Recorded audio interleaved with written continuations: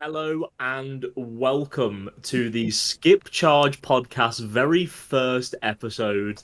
I am your host, Joe Revel, and I've got a lovely pair of gentlemen that are going to be joining me on this brand new journey into all things Dragon Ball Super card game Masters format. Um, Mr. Peter Dance, the King of Invoker himself, and the old sensation, Big O Notation himself here. Gentlemen, how are you doing? Doing good. I'm doing great. I've just come back from a Star Wars Unlimited tournament, so I'm exhausted. But first thing I wanted to do was come home and start talking about more card games. You know what? I had two big events this. Well, no, sorry. I had one big event and I had locals today. But I did One Piece Regional yesterday. It was like 10 rounds. So that was a long day. So yeah, you were playing Star Wars. I was playing One Piece. Just the right way to begin a Masters podcast, everyone. Yeah. Like, I would be playing all the other Masters if card we had games a we can Masters play. Regional. I'm just saying. Give me a Masters Regional. I Facts. would have played that over it. So. Bandai, if we had a Masters regional, we'd all be sat here now saying, like, I was buzzing to Yeah, play yeah, this yeah. Masters regional over the weekend and everything. Exactly. We would have done 100%. Mm-hmm. But it's a really good point because one of the things we're going to be talking about today, we're just going to run through what we're going to be talking about is we are going to be actually running through a bit of a meta breakdown of how the BT25 meta game has come about, how it's kind of developed, and there's been a few events this weekend, Yeah. not in the UK as you can tell because Ollie's been playing Star Wars, Pete's been playing One Piece. So we're going to break down what happened at those events and what the impact's going to be because we've got a ton of events coming up actually in other regions, and we've also got a webcam region in a couple of weeks for Europe, and I believe France and Spain have some offline ones as well. So Yeah. all of you guys preparing for that will want to tune into that. We're also going to be doing a brand new segment, which is a brand new segment. It's the first time we're doing the podcast. Everything's brand new. Um, True. we're going to be doing something which we've affectionately called Dragon Ball's Den, where each of us will take it in turn per week, basically trying to pitch an idea for legacy support, at least one card, if not multiple cards, to the rest of the podcasters and anyone else who's going to be on to try and sell their idea within 2 minutes to us, and we choose whether we want to invest in that idea or not. We also have some green spoilers as well. Luckily, you've got your resident green player here. And also, one of those decks, spoiler warning for the spoilers, is a mill deck. So we've also got another specialist in Pete who's going to be able to talk us through that as well. Exactly. Um, Mill. mill. So, gentlemen, like for the start, we're just going to go around the virtual room here and just do a bit of an introduction because us three will be kind of going through this at least on like sort of a weekly, bi-weekly basis. So, Pete, start with you. Tell us a little bit about yourself. What are the viewers and listeners going to be expecting from you? Hi guys. So yeah, my name's Peter or Peter Dance, if you want to go full. I've been playing Dragon Ball since Set 5. My brother introduced me to Janemba Mill because I love alternative win conditions. So for everyone that had to put up with me between Set 5 and Set 9 playing Janemba Mill, it's my brother's fault. But prior to that though, I'm 40, so I've been playing card games when Yugi first came out, Pokemon, when they actually first came out rather than just playing them in school. So yeah, I've been playing TCGs a while. Raw Deal was the best game ever. But in terms of Dragon Ball though, which is obviously our focus, Set 5 is when I started. Obviously, a lot of people might recognize me from either playing Invoker or playing Janemba, but also I do a lot of casting with obviously the Lookout with Damien. So of course, a lot of people will know me from multiple areas and hopefully have good things to say about me, which I'm sure they do. And Incredible, yeah, and if it's Control or Mill, I'm pretty much playing it. incredible, and also a little bit we're going to do for each of us is what is your favorite leader and your most hated leader of all time? You want me to answer that now? Go for it. Okay. Um. Okay, I like how you've jumped this on me. I guess my favorite leader I wonder what would the probably favorite leader is. You know what? No, even though I'm sure a lot of people might want me go Invoker, I think I have to go with Janemba Mill and Janemba because it was what got me into the game. And I love the big fat ball. Like I just love him. He's awesome. And also it was the first Dragon, because I never watched the show before playing the game. So it was the first like movie / part of the show I watched, which was the Janemba movie, because I played Janemba. So even though I would like to say UI Goku, and a lot of me does, I also love Beerus too, but I think I have to say the Fat Man just because he got me into the game. I don't really generally hate leaders because I play a lot of decks that people consider toxic anyway. I don't hate leaders. So if I'm honest with you, I guess the only time I ever like moan to myself is if I'm playing like a mill deck, for example, and I'm playing like Vegex. That will suck a bit for me because you can't really mill out Vegex, well, unless they make an error. So I guess that would be my answer if I'm playing an alternative win condition and the deck just happens to counter me. But outside of that, I don't really hate anything. So Pete loves big fat balls confirmed. That's your introduction to one of my co-hosts here. And then moving on to the he used to be the new sensation. He's not quite as new anymore. He's been on the block for a while. Mr. Oliver Simmons, tell us a little bit about yourself, and also the same question to you: your most favorite leader, and it doesn't have to necessarily be the most hated, but just whichever one you dislike playing against the most. Yeah, I have to be honest, I'm really glad that I got a little bit of time to think about that second portion there, because Here he is. Yeah. I couldn't really think of anything that I hated too much when it comes to leaders. But a little bit about me, I started playing, I think in like set 1 or set 2, very casually, just like playing games with Jamie, Scrub Games. He would bring a couple decks to the Final Fantasy locals and we'd play a couple games and he'd show me how to play. And then I think I maybe went to like 1 or 2 locals and then dropped it for a while until set 5. And then Janemba came out and I was like, I'm going to play some Janemba. I like Mill as well. I like alt wins as well. Played a load of Janemba. Dropped the game again. Came back in set 8. Played Hatch. What have I agreed to do in this podcast? Yeah, my start into the game was not very good, to be honest.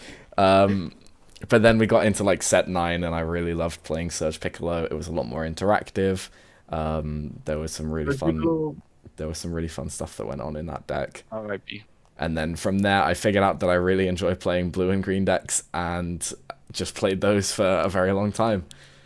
In terms of my most hated and most loved leaders, the most loved leaders is easy. Blue Bojack. Yellow Bojack is up there. I was genuinely debating between the two, but Blue Bojack has to be the most loved leader easily. Yeah. I can't put it into words how much I love that leader and how much it's done for me in the game. Like, I feel like it's what really started me off as becoming a decent player. As for most hated leaders, I was thinking for a while about this one. The main format that springs to mind is the Sin SS4 Gogeta meta, and I was thinking SS4 Gogeta is definitely up there for my most hated leader. Also that was a period where I was grinding the game a lot for finals and for worlds that same year. So I had to play against those decks a lot, and then they stayed around for ages. But I actually think more than those two leaders, even though it was around for a lot less time, I hated it way more, was Crimson. I hated Crimson playing, like having to test against that deck. And it was so uninteractive, even more so than SS4 Gogeta or Sin. So for me, that is my least favorite deck, I think. Or least favorite leader.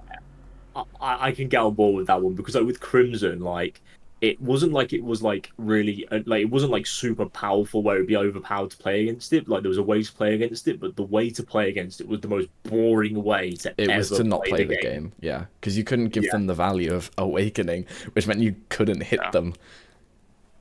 Go back to Worlds, negate 7 times in a row, like drop Turning the Tide, swing face like 8-0. It's stupid.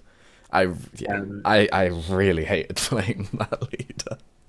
Yeah, I can agree with that. That's fair. What And I'm about gonna do. yourself then? You got Yeah, you got to give us let the me pop most in on hated and this most one. loved leaders. I'm not letting you slip away from these random ass questions that you're dropping on us. Guys, it's all in the notes there. There's nothing random about it. You two just don't read. We're Well, Dragon Ball we are players. Dragon Ball Yeah. players. We are Dragon Ball That players. is one way to sum up the Masters podcast off the bat, right? Is like none of us have read anything that we're actually going to read for this one. But so you same as Pete, you may well know me from doing a bit of the casting with the Lookout, doing a couple of Masters and unfortunately some Fusion World stuff in Oh there as well. yeah, Fusion Move. Forgot um, about that. Yeah. against our better judgment. But I started off in the game from I'm a set one OG. My favorite is like leader at the beginning of time was Golden Freezer, like yellow Golden Freezer. Like I've got really fond memories of playing with my good friend and teammate Adam Porter.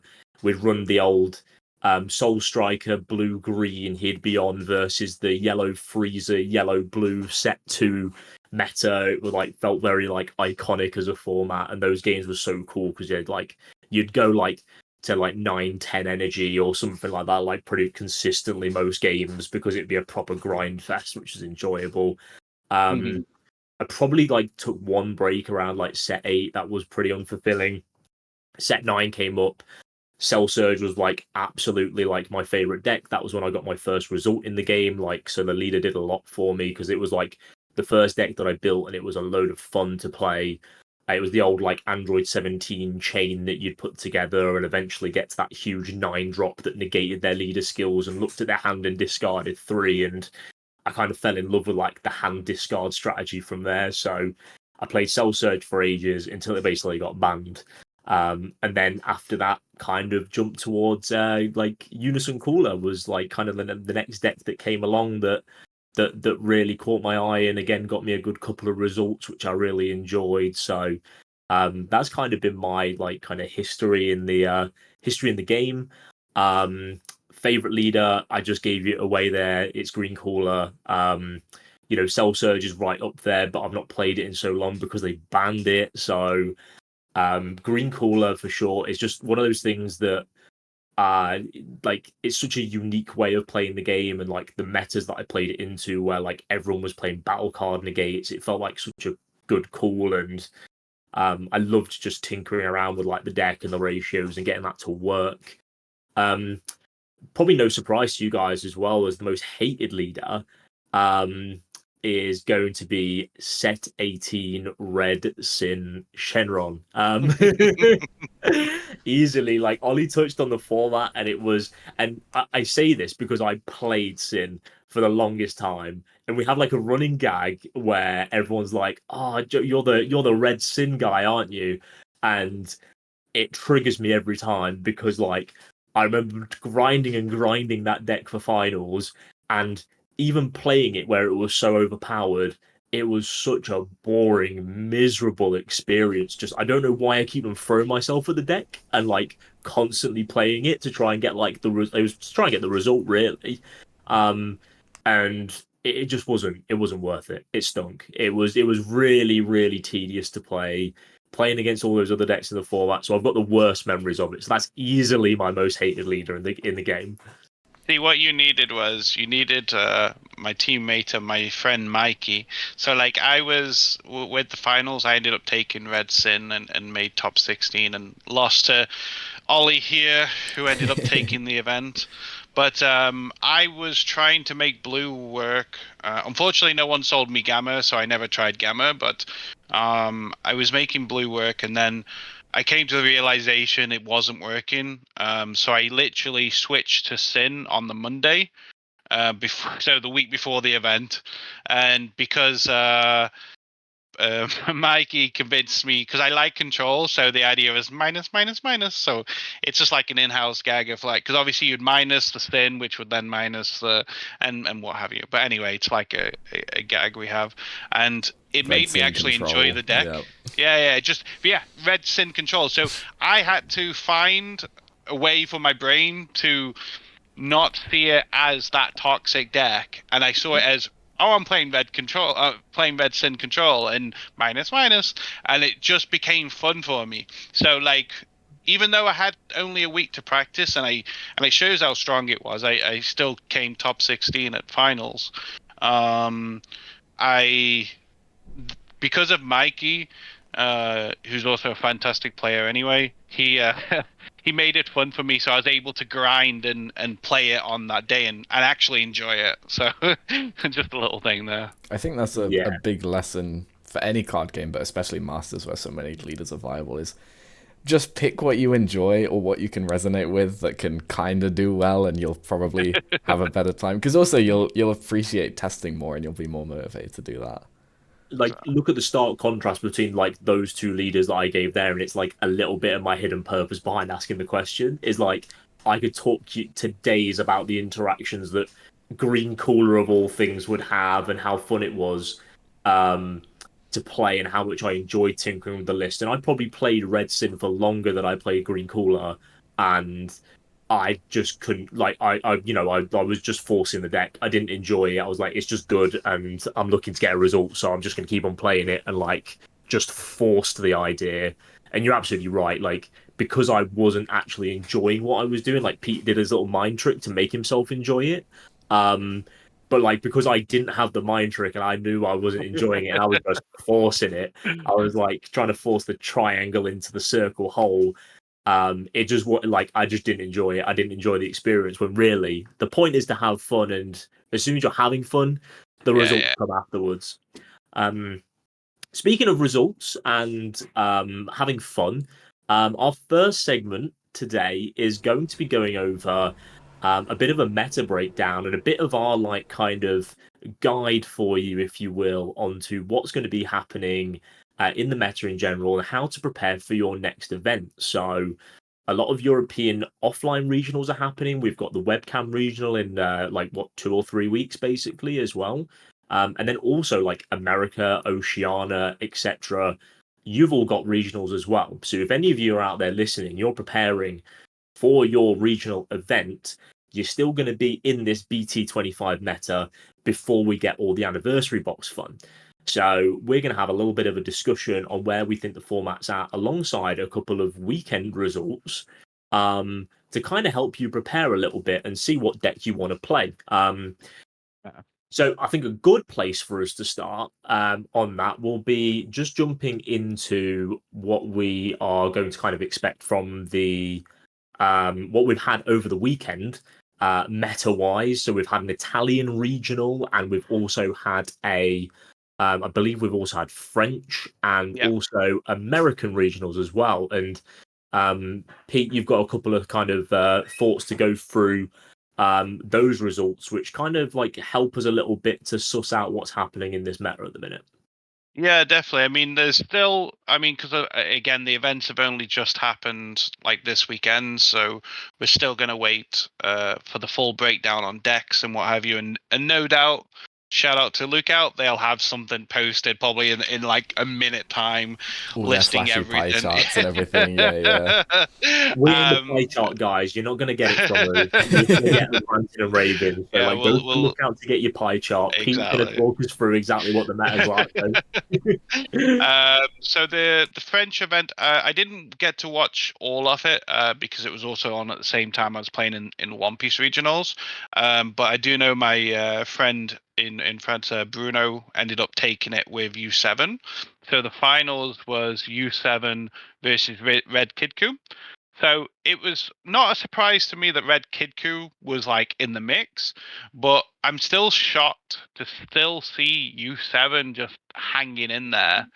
I know Bruno has been on this deck for a very long time, so I'm kind of low key. I'm kind of hoping that it's just because he is so good with the deck, and I'm hoping that nobody else can play it, right? Because Yeah. I just want that deck to be gone. But it seems like it's this cheesy strat of Gogeta Secret. I mean, again, I didn't watch all the games, but Gogeta Secret hidden behind the Goku Annihilator, and of course they can run the Z extra for the Shadow Dragons to tap down energy and all that stuff as well. Because you just Oh, pay 4 yeah. energy. Yeah. Yeah, I was So gonna say that I remember when that Z Extra came out, we were talking about it, and we were like, I'm just kind of scared of any yellow deck using this just to tap down 2 energy. It's kind of scary if they have a Yeah. board down.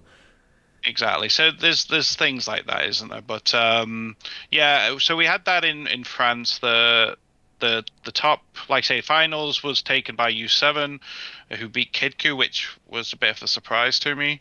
And then I know one of the top 4 games was U7 versus the Green Goku, the Namekian one. Yeah. So it's good to see, that's in the mix as well. So pretty much the decks I would normally expect in the mix, except for U7. We had the Italy event. When was that again? Was that last weekend or was that? I Yeah, that think was it was last last weekend. weekend, yeah. Yeah, that was last weekend. Yeah, so that was won by Sal Reboot, and second place was Green Bojack, which I still don't think is a good deck, but you guys, I'm sure, will correct me on this in a minute. I'm gonna have to play some games with Green Bojack again soon. And then we had obviously the American event this weekend, which I haven't really seen much more about. So I think you, Ollie, have seen a bit more than me, because all I saw was the picture of Hatch, and that's it, I think. I don't know So too much of what happened in the American event, to be honest. let me see if I can. But I did see some find posts it. getting made about Hatch making Yeah, top cut I've got the again. top 4. I think we get deck list tomorrow after we've filmed, because we're filming on the Sunday night. And I believe one of the posts in the discussion group said that we were getting deck list Monday morning. So you guys, after like the fact, will probably have a better idea on what exact deck list look like. But our top 4 from that American regional was 2 cell reboots, so that's 3 cell reboots across like 2 events there Yeah. in the top 4. Um, 1 black Vegito BT24 and another Namek Goku as well, green BT24 Goku is the American regional, at least the top 4 that we know about. And then Hatch, I believe, was in the top 8, like 6th or 7th, for example. But that's, again, I say this no matter if I'm casting or whatever, but that's what I love about Masters so much. I love that Sal is only around because of one card that came out, which is that Yeah, regional that card. one regional promo. And that's what I love. And that's why I hate rotation or anything like that. I love the fact Bandai can make one card and then all of a sudden a leader exists again, or like they might need a couple of cards. You sometimes get it where it's like they get a couple of cards and they're still rubbish, but like Sal is a prime example. Where as soon as it got that, it was like I think it won like 3 or 4 events in the same weekend. Yeah. When it first came out, and even this weekend, it's done incredibly well. So like that cell promo as well. Like you mentioned there, like a couple of decks need like 2 or 3 cards to work. yeah, That cell to me is like 2 or 3 cards rolled into a card. Like the amount of things that promo does. it's crazy. It's a consistency booster. It's removal. It's like spawns a 1-drop. It draws a card when it's played. Like it gives you fodder for the bar. You like the amount of things it does is like 3 cards worth in 1 card. That like perfectly sets the deck up as well. Found out Hatch came 6th. 6. There you go. And that's Ivo again, who's been playing that deck for generations now as well. Yeah. But it goes to like, support that point that we were making earlier about if you know a deck and you grind it, you can do well with it in this game. Like, yeah. And that's it. And I think this is why like you assess the meta, right, and you figure out where your like niche is, and like as soon as you've got like your favorite deck, and fundamentally when you're playing rogue, you like identify like how your rogue deck actually fits into the meta. You can make so many leaders work with enough like grind on the deck. And you can find the right, because the card pool's so massive now, you can find the right tech options that are gonna suit the deck for that tournament, and you can tinker around with it from set to set to figure out how you kind of combat the meta. Yeah, exactly. And that sort of goes to looking at these results. And again, for anyone who wanted to do that. That's why you spend time looking at the results of these tournaments. Like, let's use this weekend as an example, or the last 2 weekends, and then go, okay, I have a regional in, let's say, 2 weeks' time, or the ones, we're going to be prepping for. We then go, okay, any of my favorite decks, can they combat any of these decks? And again, if the answer is no, then well, unless you don't care about doing well, you probably shouldn't take it. Obviously, there's different players out there, and that's fine. Obviously, I'm probably everyone here is, quite competitive, so we would like to win if we can. And I think you have to sometimes look at okay, can my deck beat KIDKU? Can my deck beat U7? Blah, blah, blah. And if the answer's no to the majority of those, then you may as well try and test something else and find a different deck. Not to take too much time, but I recently was playing Fortune Teller Baba with the new support. I love the deck. I think it's a cool deck, but I've come to the realization it's never going to win me a regional in its current state. So I'm not gonna. The only practice I'm going to do with it is when I want to, like, quote unquote, have fun or play something a bit more rubbish, I guess. But that's the point, right? I've identified it, and I know that it's not going to win me a regional, so I'm not going to spend time on it, and that's it. Yeah, like we're on like a bit of a tangent, but like it's a really cool tangent is the thing, because like I had a really similar experience with Successor Freezer. When that deck, as soon as it was announced, I was like proper green yellow support, green yellow deck. Yeah. Love the idea of Successor in my opponent's cards away. It's Spent Freezer. ages working on like the different iterations of the deck. And like very similar to what you said about Barber there, like I just came to the realization I was like, this is a really fun deck, but I've kind of taken this concept as far as I feel like as a deck builder and a player I can take it, and it gets absolutely ransacked by KIDKU. So I know that if I wanted to perform well at one of these upcoming regionals, I couldn't take that because one of the most popular decks in the room, which will be KIDKU a lot of the time based on the results we're seeing, is going to like dominate me. So no matter how much I like prep into that matchup, I'd have to pour so many of my resources into making that one matchup manageable that I would lose to the variety in the room anyway, because you can't guarantee you're going to see 8 KIDKUs in a row, right? So yeah, and it also throws into question the idea of like, if I'm changing the deck that much to try and beat this one matchup that is going to be the overbearing popularity, there is a question of like, why would I run this deck when I could be running X deck that might just be a better version of it that facilitates those options? When it comes, obviously, if you enjoy the deck, that is the reason, but when it comes to competitive nature, there does kind of need to be a niche that your deck fits into where it actually gives you an advantage or a different like play style to some of the other decks that are doing well at the time. Yeah. But exactly, and that's the meta you got to practice. So that's our advice when it comes to meta. We know what the leaders are currently. It's obviously KIDKU, U7, Sal, Vegito, yeah. And then sort of green stuff like Gohan and Goku as well in there. Yeah. It's a really healthy mix as well. And like I think one of the things that you're gonna have to consider for your regionals coming up is that those two results over the weekend where green has performed really well is gonna like kind of swing the tide a little bit. I think you're gonna see a lot more people, because like a lot of people kind of dropped off the Cell reboot side of things because the new set came out and it was like, right, I need to get on KIDKU, and it's like, oh well, my Cell deck's based around playing a Unison. I play the Bardock Unison, it gets obliterated, it's not gonna be as good anymore. I need to like rethink. I'm going to jump on KIDKU. I'm going to jump on like some of these other decks that might pay like a bit more of a hard counter to it. But a lot of the players over this weekend have kind of realized that, like, as we kind of touched on at the beginning, like that promo's broken and this deck is crazy good still. And it, no, like against KIDKU, the Unison's not great, but like everything else, that Bardock Unison and being able to establish it and protect it properly with King Piccolo's on turn 2 and Homicidal Clones, because you go down to 5, is insanely broken.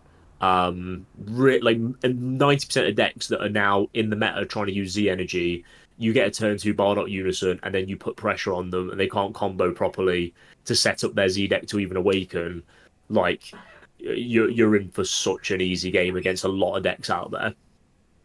Yeah, and I would say as well, I think it's important, kind of where you're going with this as well, maybe, but I think it's also important to learn when people add tech cards in, why they're there and used. And what I mean by this, because I noticed with a lot of red decks, they were starting to pack the green Broly card. You know, the one where Yeah, when you combo Mm, it, you can send it and remove one of their combos.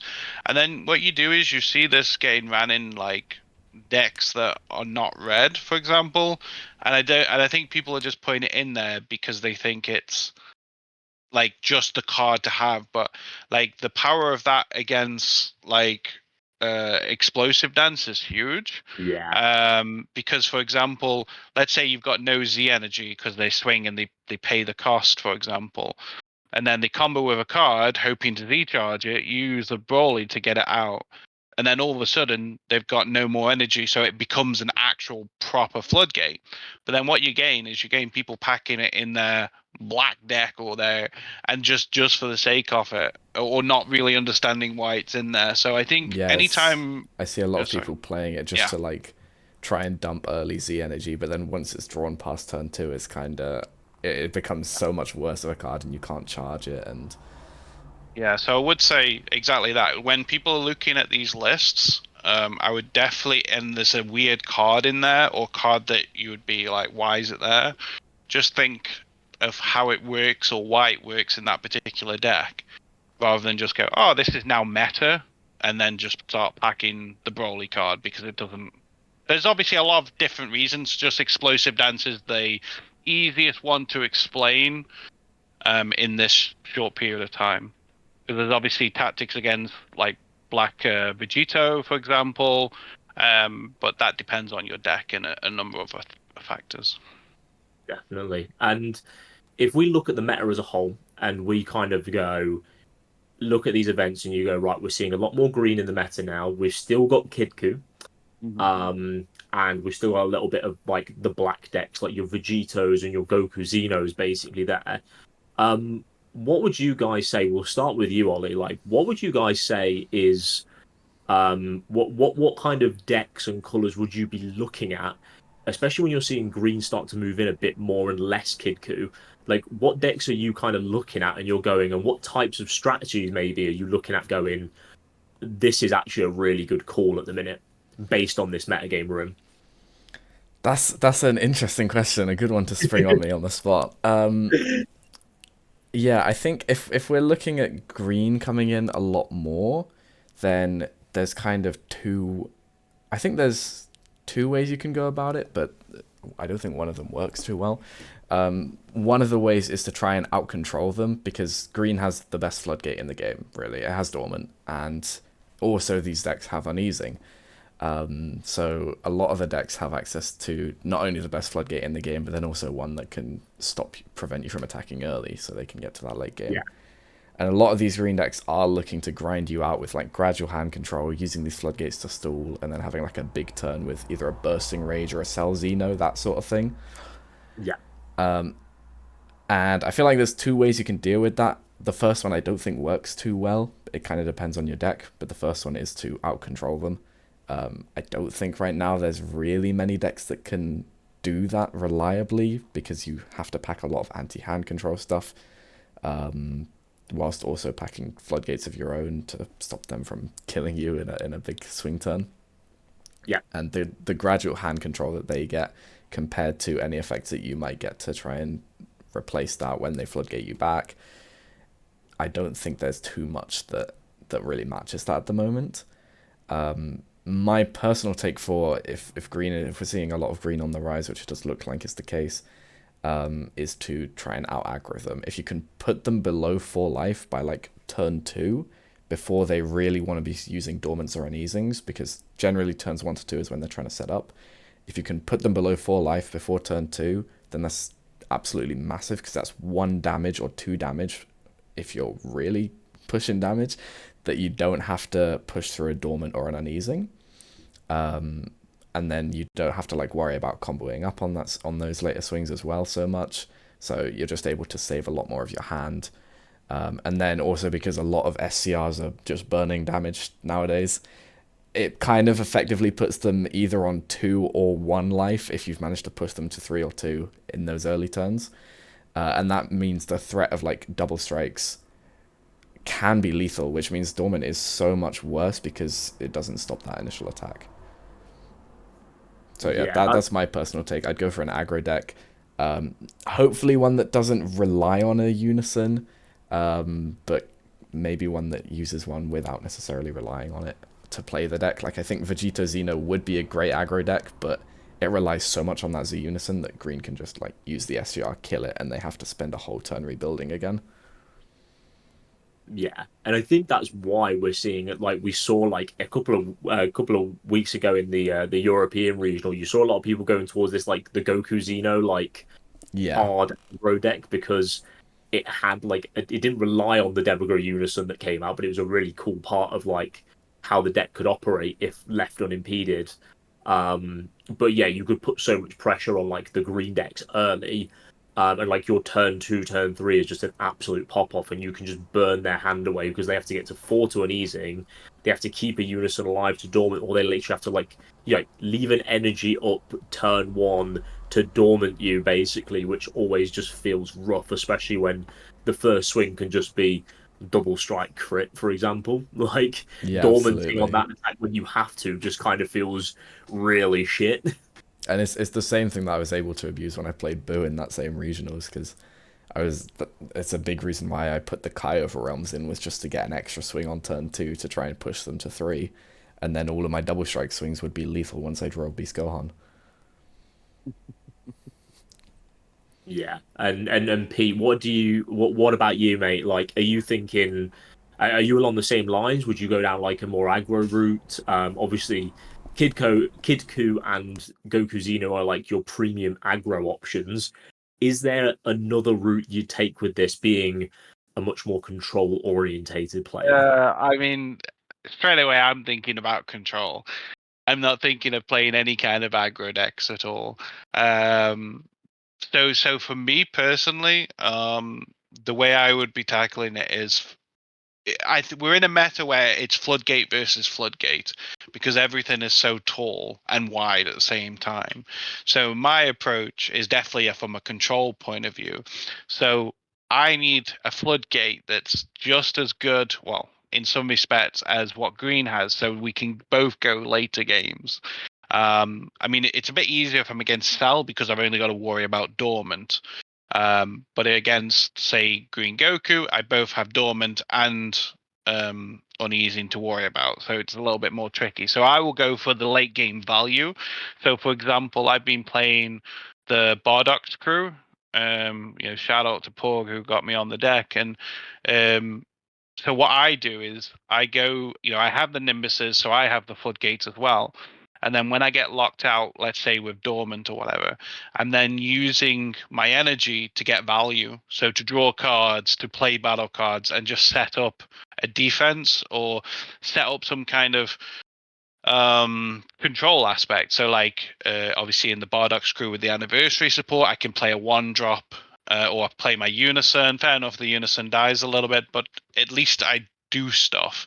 And then I hide behind my own Nimbus, and then hopefully when it goes back to them, maybe they don't have another Dormant or something like that. So I take more of the blow for blow kind of control, and I try and get more value on my turn with drawing and things like that, basically. Peter's all about going blow for blow. But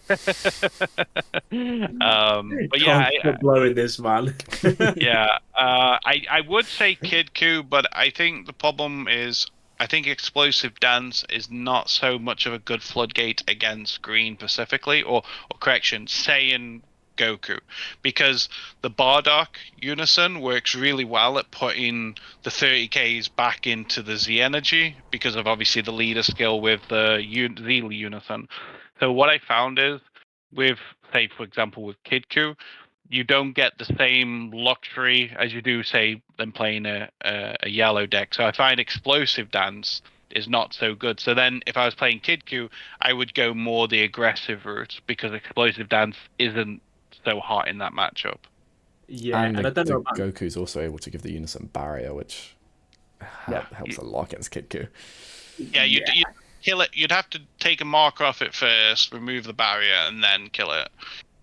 But I don't know about you guys as well, but like I think you touched on a really interesting point about explosive dance there. But I feel like the more that card has been around, and obviously the more like kind of like Zenkai block decks that generate Z energy have come out anyway. yeah, But I yeah, feel like the longer that card's been around, the more players are sussing it out. So even if your deck isn't charging a lot of Z energy, a good player is going to spend their time setting up their Z energy in a way. And I think this is where the Broly you spoke about earlier has started coming in for people to try and punish this style of play. But a lot of good players will wait and play defensively with like 30k combos, like 30k attack power, 5k combos on their opponent's turn. They'll use that to like kind of just play defensively, but also set up the Z energy in a way that yeah, they know in like 1 or 2 turns time they're going to have that huge like green pop off turn basically. But I've already set up for it where the Broly doesn't matter anymore because you've set it all up on your opponent's turn.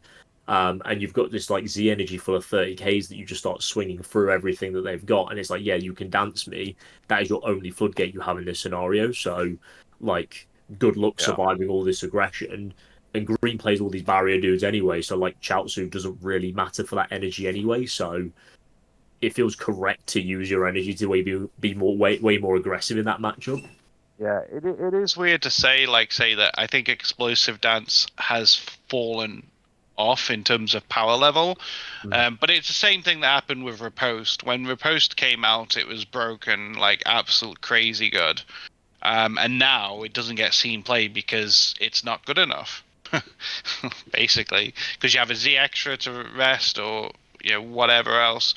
So like Riposte doesn't get quite the same like ability. Like Nimbus is better now in this meta. But that's It's the been that thing. way for a while, hasn't it, as well with Nimbus? Like Yeah, Nimbus feels like it's yeah, been the premium yellow floodgate for like the last 4 or 5 sets. Yeah, definitely. yeah. I think Riposte mostly went like because obviously it still was running set one Freezer. Rest in peace to that fantastic deck. I love so much. Like it was great in that because obviously you would negate and then you've got a freezer on your turn to kill off for your ability. So it was a bit used a bit differently in that deck. But I think when it comes to floodgates, I think you've got to go yellow or green at the moment. Black obviously doesn't really have a floodgate. Blue does not have a floodgate, sadly. Brick blue. Yeah, it's what's holding blue back. I think if it like got a blue extra card negate floodgate, I Yeah. think blue would be crazy right now. But I think the one thing that is holding blue back is no real good floodgate. Yeah, definitely. So Ollie's given us a good like kind of handle on how you need to kind of aggressively kind of play into this meta at the minute. The aggression against KIDKU early on is really good. I think the aggression against Green is really good as well. Pete, you've given us a bit more of like a controlling aspect. I like the idea of Bardock's crew. Yeah, it's great deck. That's a very interesting kind of value-based deck, and Yeah. it's going to be getting anniversary box support as well. So getting on that deck now and being able to capitalize on how good that deck is going to be. One thing I think we kind of identified as a bit of a group. I think Pete earlier was poo-pooing Green Bojack, but I think we wanted to just have a very quick discussion on this one as a deck because me and Ollie have been playing a lot of this deck, and I was kind of like we were doing the master stream the other week with the lookout, and I was kind of saying to people like I think you need to be looking at this deck a little bit more. You need to be looking at the Bardock Unison a little bit more and like how that plays into the decks. It KOs anything. It's really strong. We touched on that when we were talking about Cell. And despite the kind of few amount of players in Italy, we do actually have a second place showing for Green Bojack of all the decks. So I thought we'd have a very quick discussion before we move away from the metagame talk about what kind of made this deck do well or like what we kind of feel on it. And I think Ollie, you're a really good place to start here because as all things Bojack and me as all things Green, you had a really good kind of we had a really good back and forth on like what the deck should look like, and it's really good to see it picking up a result here. Yeah, definitely. If I scroll through our message history, it is probably a good month or two of just green Bojack talk. Nah, it's definitely a super interesting list. And to be fair, it's very similar to a list that we've both been working on, sort of together. Yeah. I think main things to pick out here, there's just a couple of ratios that I question a little bit myself. Yeah. The main ones being the 2 King Piccolo negates. I really love the card. I don't think you can reliably resolve it if you're also running the Toa alongside it. I also don't think you can reliably resolve it early on enough in the deck that it's worth running, is what I found myself. Yeah. Quickly on that point as well, sorry, is that like we were talking earlier about Cell, right? And Cell will consistently have a turn 2 King Piccolo because of like the way the deck operates. By putting the androids from your leader into the drop, you'll easily get a turn 2 King Piccolo to protect the Bardock Unison. I think you can arguably do it in this deck, but one of the main things about this Bojack deck is like keeping your Bojack brigades in the Z deck for the most optimal time. And I feel like you'd have to kind of just spunk your leader effect really early, and also not play the Toa, which is really important because you were talking about the Kai earlier with your Boo deck, and Toa facilitates a very similar kind of thing for the Bojack deck.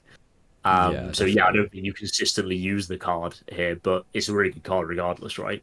Yeah, absolutely. And like you say, the main thing about the Bojack deck is you want to keep 3 Bojack Brigades in Z Energy, which you set up on turn 2 with the Bardock Unison. And then that keeps your negates free, so it's pretty important to keep that all there, because if you then just drop the 3 from the Z deck, sure, you get the King Piccolo negate live, but you then don't have your Bujin negate as free, so you're kind of trading negate for negate, which doesn't feel so good. It feels so strong to go like Bardock Unison on 6 life awaken, and then go Bujin negate down to 5, homicidal clones negate down to 4, and like put your super combos live and protect your Unison against the matchups, which are like, I need to clear this Bardock before I can even think about awakening, and you just do that to them, and it's like the turn's over. And like Black Vegito matchup, right? If you do that to them turn 2, they're like, oh, okay, cool, pass. And then you get like turn 3 or turn 4 to just go and absolutely rinse them. Yeah, absolutely. I do also like the inclusion of the 1 Goku's Deflection Kamehameha. I really think one thing the deck struggles with is the fact that all the negates get hit by Koitsukai, and King Piccolo included. And so I think we were looking at some 1-cost negates that we can include, and also considering the deflection as a possible negate substitution in there as well. The one thing I do question is the 2 copies of the 3-drop Goku, the one that doesn't combo you from the drop, that it plays a 1-drop from your hand. I guess it's there to facilitate the Bardock Unison. I don't think the card is that good myself. And also, if he's only running 2 copies of the Bardock Unison, presumably to play around potential KIDKU or other green decks, just one-shotting it. You side it out in those matchups for sure. Like I think the place where I'd maybe see this Goku is with like that TP Zangief, which like, you know, if you can spam the board with 1-drops and like you keep the Zangief there, and like, you know, you've got the chance to blow it up with your leader effect and pin something down against a deck that's not gonna clear it, or you make them clear the 1-drop first. So there's maybe a bit of synergy there. This build doesn't play the Zangief TP, but it's a really, really interesting deck for sure. Yeah, absolutely. I think the last thing I'd question is the 4 counterplay Bujin. I love the card, but I don't think it has enough place in the meta to be running 4 of. Yeah, that feels maybe like more of a sideboard, like a 2 to 3 of sideboarding a copy. But 4 of feels pretty extreme. But I genuinely feel like that's like a KIDKU call, because like having 4 of them against like KIDKU feels ridiculous. Oh yeah, of course, against Chiaotzu. Yeah, no, never mind. Chiaotzu a funny girl, right? Yeah. Okay, I can see the logic there. You have some insane value that you get, and this is like a reason why we wanted to bring the deck up as well, because I think it's actually got some really cool matchups, and like, because we've been playing with it, the free counterplay that Bujin allows you to have specifically in the Bojack deck makes it like insane into those 2 drops that like KIDKU's trying to use to spam the board and stuff like that. Like I think it's like a really cool position deck at the minute, and like a lot of people were like nobody even played the deck at the Raid and Trade Regional.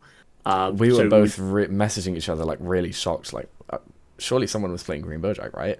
if I was casting, I would have like if I wasn't casting, I would have played it for sure. Yeah. The deck's just too good. The deck actually has really strong legs. And something I'm very happy to see in this list is that they're not running the other shit 8-drop Bojack. This 8-drop Bojack is the only one you need, guys. The other one is really, really bad. It's huge bait. Like it gets blown up anyway. You don't want to spend your Z deck like Bojack Brigade guys like trying to. And it's 2 mana in a green deck that isn't really discarding your opponent's hand or anything. That's it's not solidarity, so who cares, right? Yeah. Right. We are, I think, like pretty much like done with the meta breakdown there. Like, I think we're like Pete may well have just like aged horrendously in the time frame that we were like chirping about Green Bojack and potentially quite a few of our viewers as well. Because if they don't like this deck, they're just gonna be like, "What are these guys talking about?" Shall I add a little bit to the future for anniversary box with a quick little add? We'll let you add a little bit in, considering you just had to sit through that. I don't think the Goku leader will do anything from the anniversary box. However, as you touched a little bit, I think I would recommend anyone that wants to test any decks to test the ones that are getting the support from the anniversary. So King Cold I don't think is going to be enough, but these are the decks you should be testing as well. Like Toa is not gonna do well, but like Bojack, I mentioned, Bojack. Bardock will do well. I haven't tested 3-hand, but 3-hand was doing well before, so surely with the extra cards, it should do even better. So I would recommend for anyone that wants to look at what can I bring for the meta, test these new anniversary cards because like Pan has got more support as always. So I would recommend that, but obviously for a few of us, it's delayed. Like, I think until October or sometime. Yeah. So if you're playing in the European regionals, you don't need to worry about anniversary box. So obviously, don't even bother practicing. I don't know what it's like. I assume America and the other events haven't got any delays. I assume the delays is just for Europe. So chances are Europe might be the only one that doesn't have anniversary box. But I'd also consider when you're doing your testing and thinking about your meta, just think of release dates and what's going to be legal or potentially legal with that as well. Yeah, and I think next time we'll probably go over like how we see the anniversary box impacting the meta. Like I think that's a really good like little like precursor there because there might be a couple of your events that come up in the next couple of weeks or so where you're just straddling that release date. So there might be some anniversary box decks creeping in.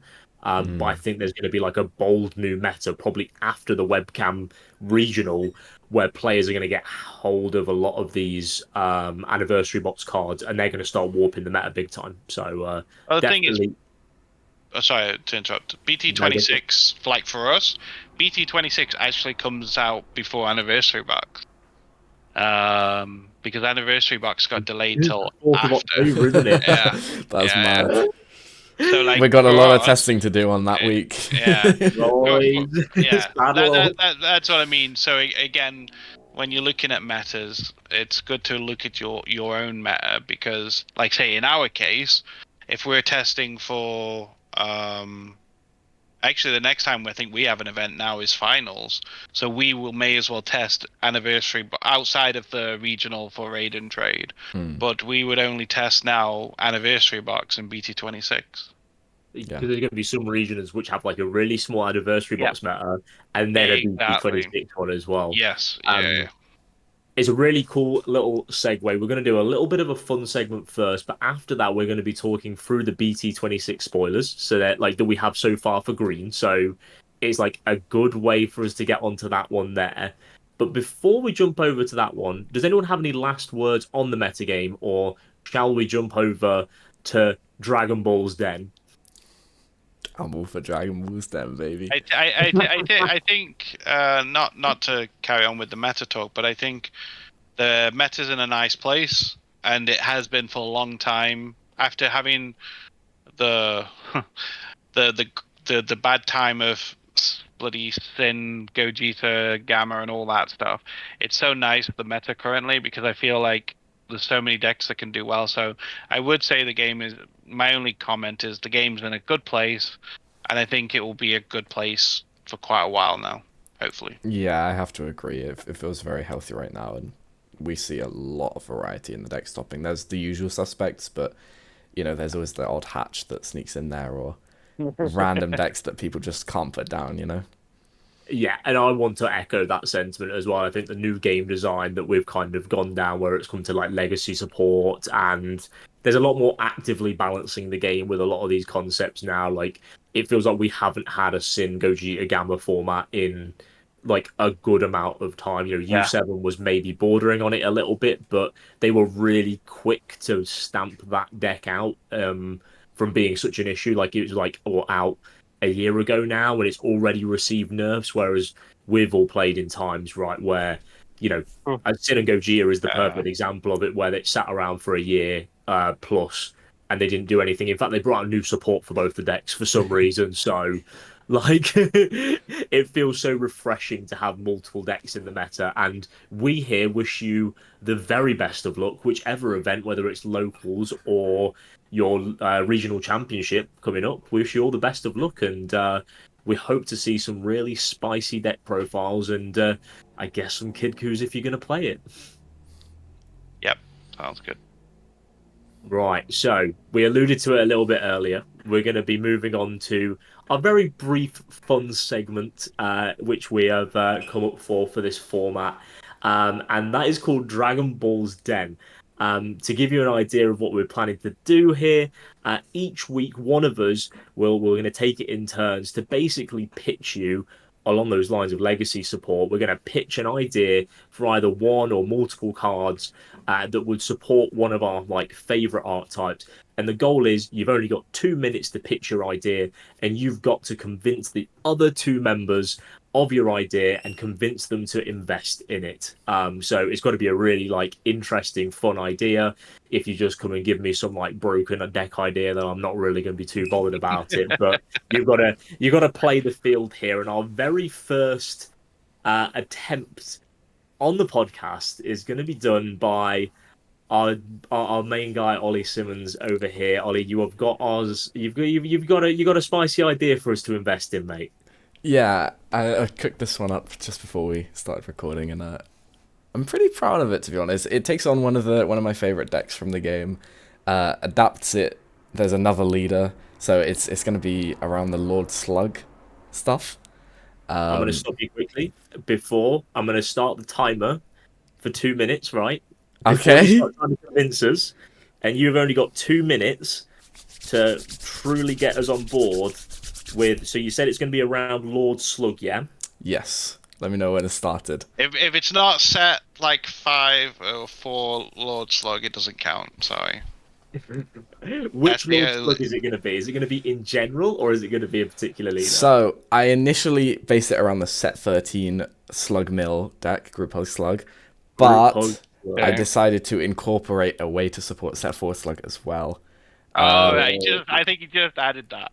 That's intelligent. I like that. So you're appealing to the green player in me. You're appealing to the mill player in Pete as well. And I'm appealing to one of my favorite decks. Okay, so Ollie, your time to convince us to invest in green slug support starts now. All right, so we've got a Z extra. When it comes to legacy support, the Z deck is the best place to go for. Accessibility at all times in the game. And we'll get into it. So it's going to be a 1 mana green Z extra. Yeah. With a once per turn auto of if your leader is Lord Slug, a green Lord Slug, and your opponent bottom decks or discards a card from their hand once per turn, your leader gets plus 5k power until the start of your next turn. Cool. And then an activate main for 2 green energy to play a 5 cost or higher Slug's Army from your hand Okay. How much is that? for 2. So 2 cost after you played the Z extra, yeah. Yes. Okay. That's all I got. So to expand upon the auto, the once per turn auto. So obviously with set 4 slug, your opponent's going to be discarding, so you get a little buff on your leader, which is nice to go alongside it. You can also trigger it with the Android 18 super combo. So you know, you can do it once on your turn, once you're on your opponent's turn, maybe, or with Cells, Earth Destroying Kamehameha. Yeah. And it kind of acts as a little Z leader there for the deck, but it's also very nice for the set 13 version, because a big thing with the set 13 version is your opponent's just going to bottom deck all the cards they draw, so you're not milling them. This way, they kind of have to consider a bit more whether they want to bottom deck, because the bottom deck is at the end of your turn, which means that you'll then be plus 5k buff for your opponent's turn, so you'll be able to defend yourself a lot easier. And for that deck, your leader is base 20k if your opponent has 7 or more cards in hand. So you do go to 25k, which is actually a big thing. So your opponent might have to consider whether or not they want to bottom deck from hand a little bit more, so you can get a little bit more guaranteed mills And going. stop the clock. It is 2 minutes there. Ollie, thank you so much for your run through of your Z extra there. Does it have a name? Slug. Yeah. Slug's big bomb or something. Slug's what now? Slug's back because he revives or regenerates or something. Slug big bomb. Yeah, aren't a lot of the cards like Lord Slug Young again and stuff like that? Yeah. Slug returns. He's back. The sequel. Part 5. They fit all that in the card name. Right, okay. Pete, what are your thoughts, mate? What are you thinking?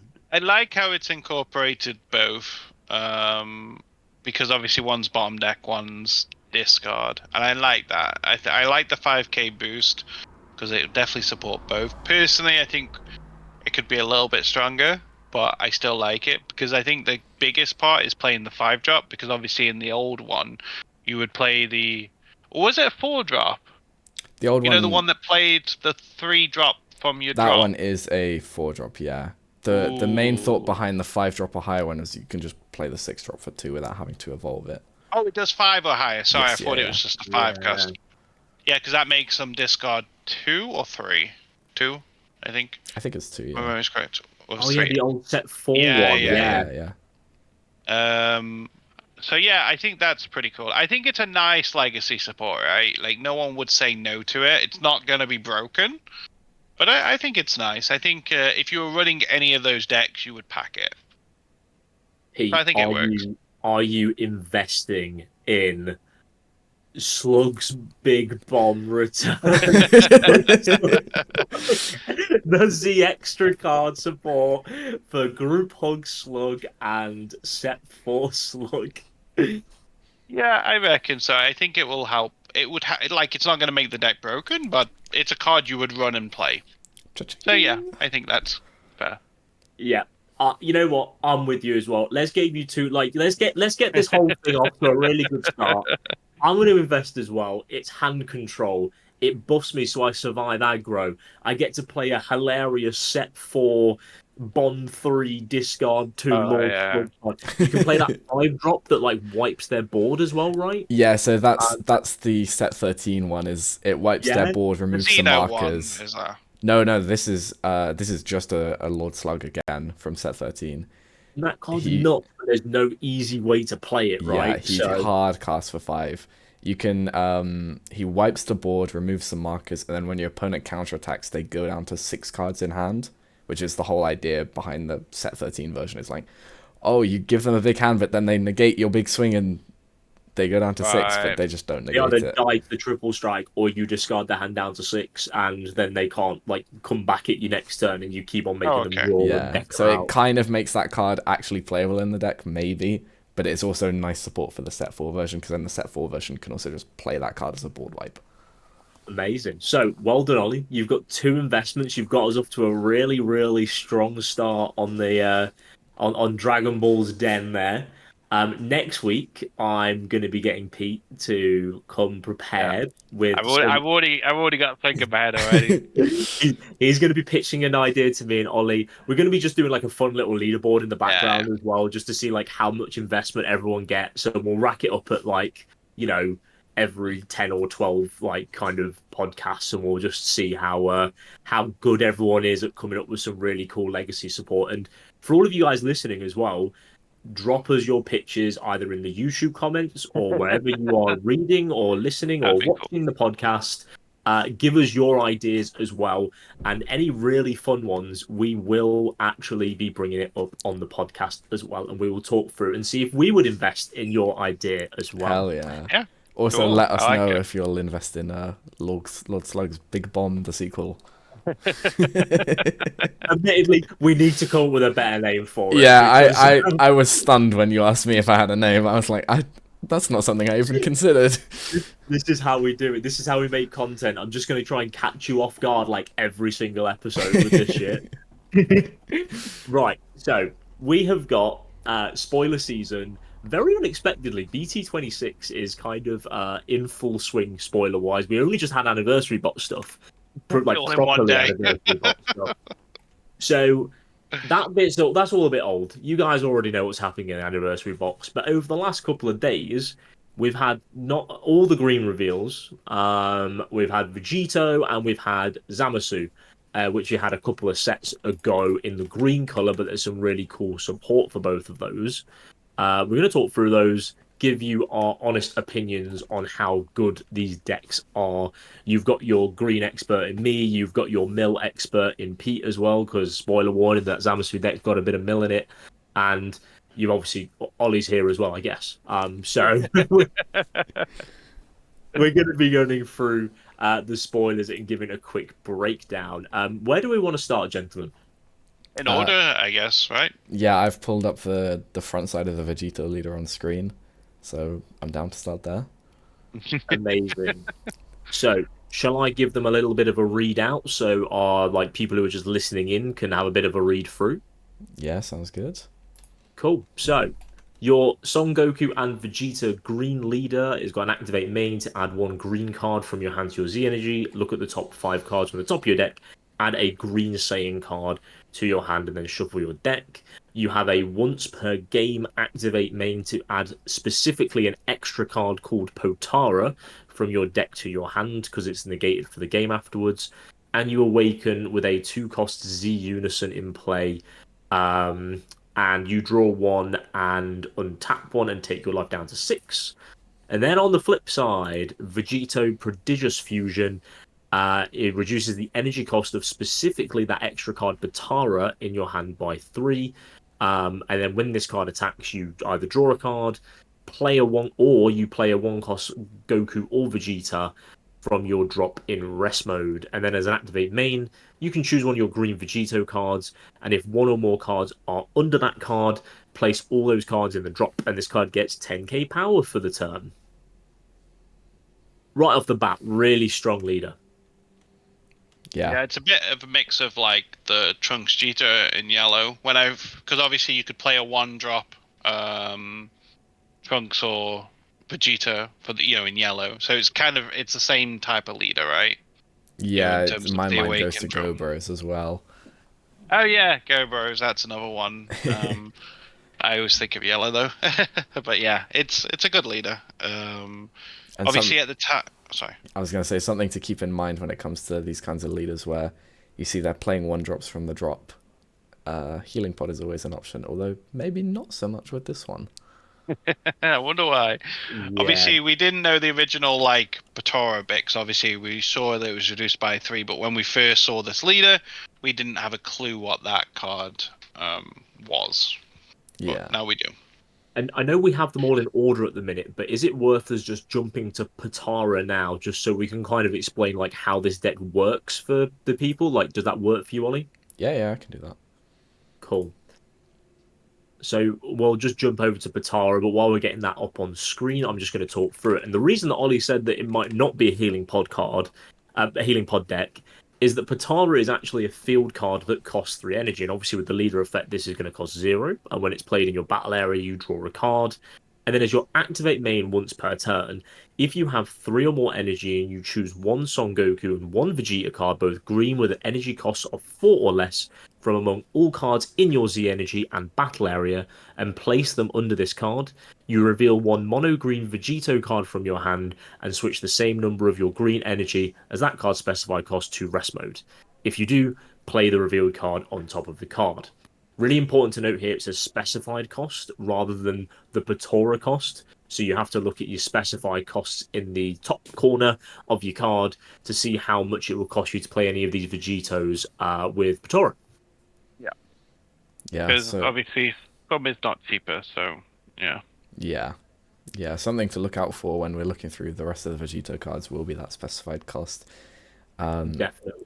And I guess initially when it comes to this card, obviously we've mentioned that you can't play this card and Healing Pod in the same deck realistically, or you can maybe play like a copy of Patara just to grab off the leader skill and then charge, and then play Healing Pod and use it as a generic green engine. But if you're actually going to play Vegito for Vegito, then you're not going to be on Healing Pod. But it does allow you to not only play the Vegitos for potentially a reduced cost, but it also allows you to Union Patara from Z Energy, which is very nice. And the deck has a lot of Z charging skills, I think. Definitely, yeah, because obviously your front side is just doing it off the bat anyway, and then a lot of these Vegitos that will cover, and even like old support ones, like kind of combo from underneath them, because we'll do like a bit of like a generic talk for a couple of these cards, but it's also probably worth us, just in the matter of saving our listener from me going through like excruciating detail about what each of these cards, but sort of generally talking about the deck as we go along and the strategy. And one really cool thing about Patara there, as you say, is you get to Union Patara from the Z deck. It saves you so many cards. A lot of these Vegitos draw you additional cards on their Union Patoras as well. I'm not sure actually, because it wouldn't actually count as a Union Patora, would it, as well? But you do replace your card when you play Patora, so yeah. I would say as well is, I think for anyone testing this deck, I would definitely spend the time of testing the 2 versions, one with pod and one without. Because even though when I first saw the spoilers, I built it with pod in mind.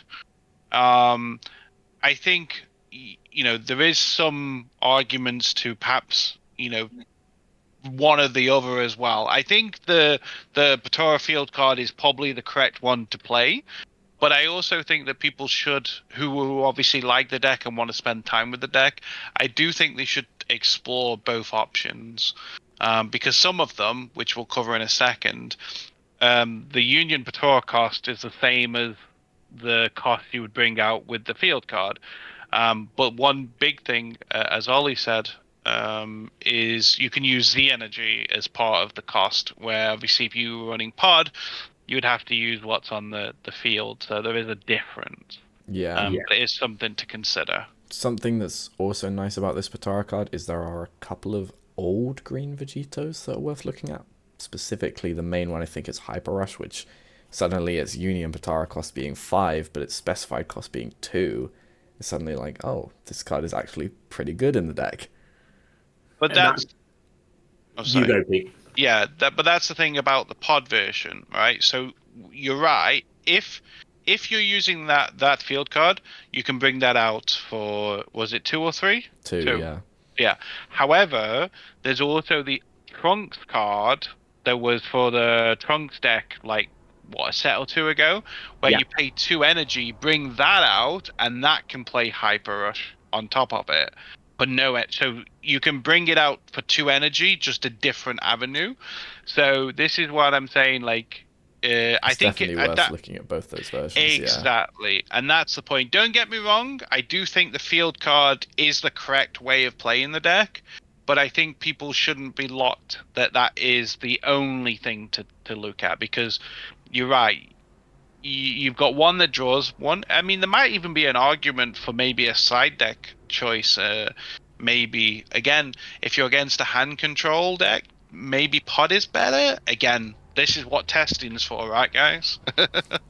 Well, that's it, isn't it? And and what's really cool about getting our initial reaction to all these reveals is like the ideas that spring forward when you first read the cards. And half these ideas are probably just going to be like, they're not going to see the light of day, and everyone's going Yeah. to run the four Patara and go down the middle with it. But like, this is why it's really cool to like talk through. You get so many like different perspectives and different ideas. Yeah. The first thing that comes to my mind when I look at this card being a field card is you are a green Saiyan leader that can play a core effectively of a Z Unison for Dormant, you're a Saiyan leader for Uneasing, and now you've got a field card that you can free play that replaces itself, and all you need is a Z extra to play King Cold as well.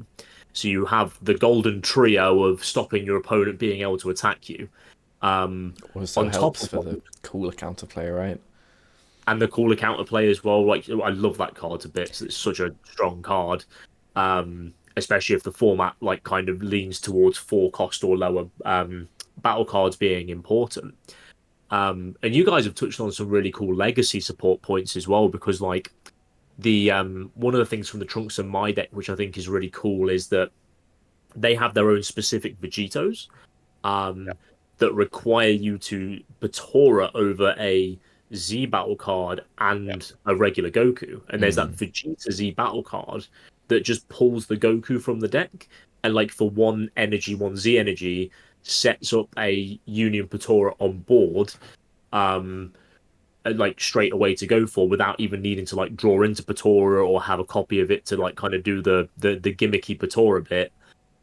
You kind of have like really cool options from the past couple of sets that are letting you kind of set up this deck for what it wants to do.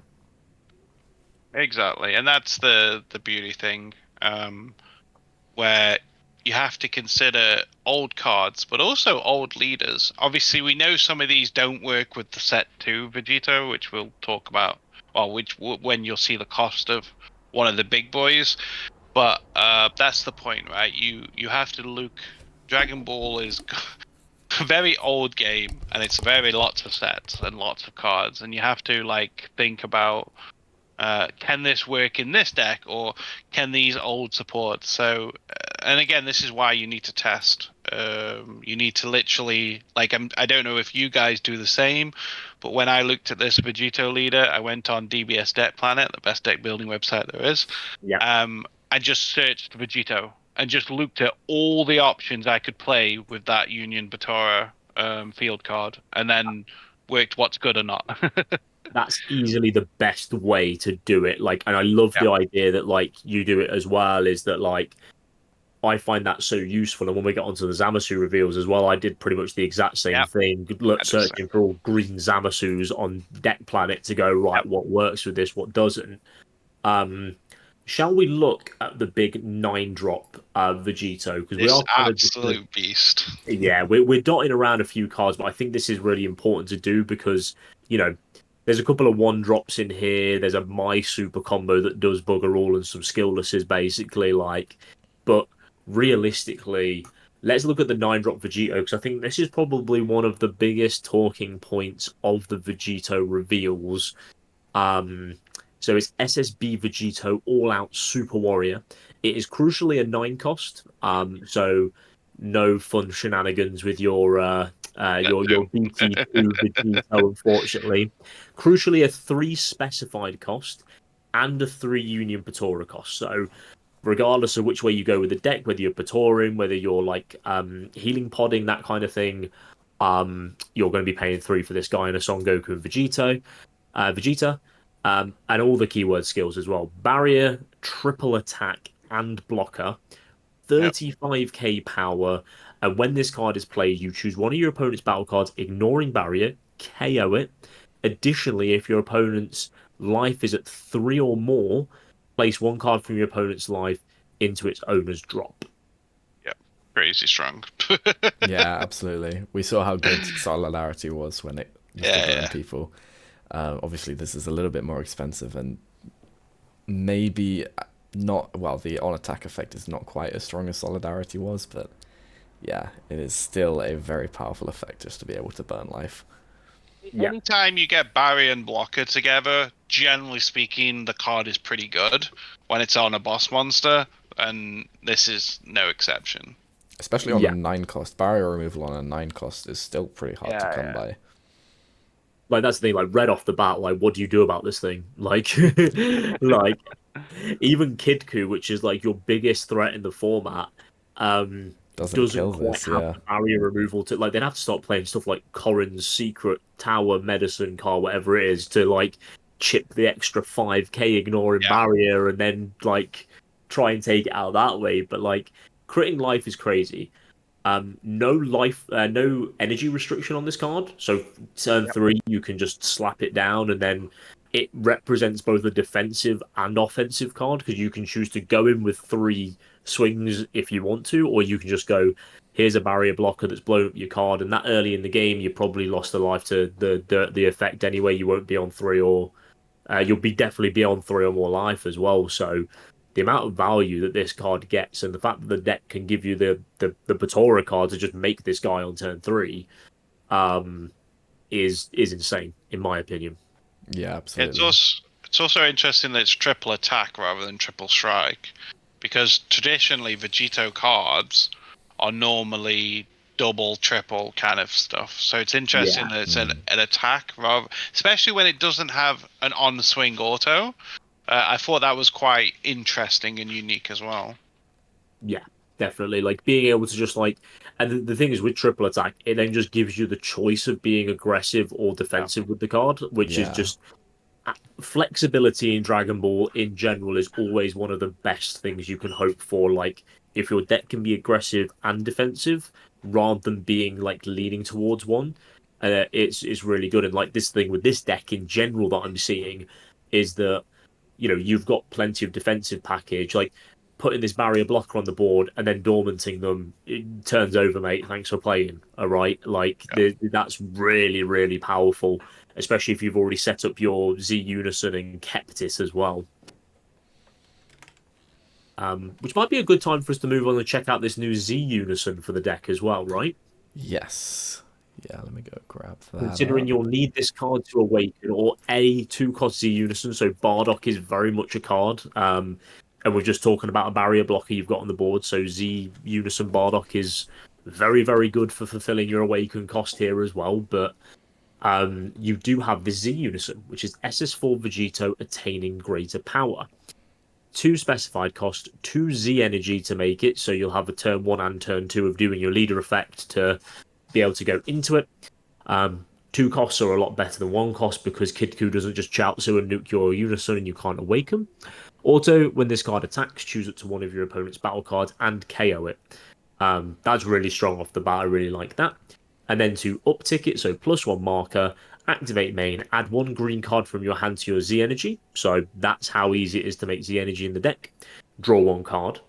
And then a -2 marker to switch this card to active mode. So you've got like against Nimbus, you've almost got like a built-in double swing there as well, which is going to pop 2 things because the auto isn't once per turn. When it attacks, you get to choose one of your opponent's battle cards and KO it. Yeah, initially I really didn't like this card too much. I just thought you'd run the Bardock Z Unison from one of the previous sets instead of this. But the fact that it does give you extra Z energy throughout the game, I think will be really important, especially for those Patara versions of the deck. I think maybe if you're running Healing Pod, you might just opt for the Bardock Z Unison instead. But yeah, the main thing being the fact that it charges you Z energy and replaces itself in the hand. And then the Z energy kind of acts as an extra hand in the sense that you use it for your Union Pataras, so you don't have to play 1-drops throughout the game. I think that skill is especially nice. And then, yeah, the -2 is great just for the odd swing through a floodgate. And it's a pretty cheap minus skill as well. Definitely. Yeah, I think it's a good unison. I mean, the removal +1, like, there's nothing bad about it at all. Yeah. And it's also, again, another example of a card or a color/card that is also good against Explosive Dance, which I know I'm not trying to bring up what we said earlier, but again, it's an example. I can add a 30k to my Z without comboing it, and then all of a sudden now I can attack with it. So very good true. card.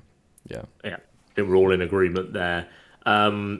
A couple of things. I mean, like I'm not going to go too much in depth into them, but both the one drops are a draw a card or add Patara from the drop to your hand, so you have recursion of the extra card in both the Goku and Vegeta, Yep. and you've obviously got to balance out the Goku and Vegeta names in here as well. One thing that's worth mentioning is the I think what we'll move on to next is the four cost Goku and Vegeta dual name. Yep.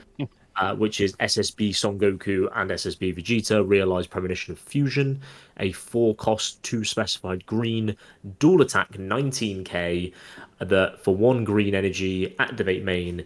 If your leader is a green Vegito, which you are, and you have 3 or more energy, play this card from your hand, add a Patara from your drop to your hand. So you're going to be able to Patara multiple times in a game with a lot of this stuff. And then an activate main if your leader's backside is green Vegito, and you discard this card from your hand. Look at the top 5 cards from the top of your deck, add it to one Goku or Vegeta with a cost of 4 or less, or a 7 or less green Vegito. So consistency, Batara recursion, 19k dual attack. And also it's worth mentioning you've got a bunch of like old Goku and Vegetas which are 19k as well, like the BT24 one is probably the most relevant one because you can use that with like the Bardock Z Unison, the game blocker 25k dual attack guy. Yeah, So that yeah. this would be a Patora because you can use this as both Goku and Vegeta. Is worth mentioning there. Very true. Yeah, I think that's the sorry. What were you going to say, Ollie? I was going to say, go off on a bit of a tangent here about the deck. I think the fact that it has Patara recursion so easily accessible is great because you're going to be Pataring a lot in the Patara version. I think the main pitfall of the deck will be the fact that unless you're running and seeing multiple Pataras consistently, because obviously you can only search one off of your leader skill, you're kind of, and it is very thematic, you kind of have to wait for your Vegito to die on the board and then give it a bit of time to then play the Patara, grab the Patara out from the drop and then set it all back up again. Yeah. So you either have to let your opponent kill it or you can pop it with your leader skill. Yeah, I think you'll use your leader skill all the time, I think. Yeah, yeah.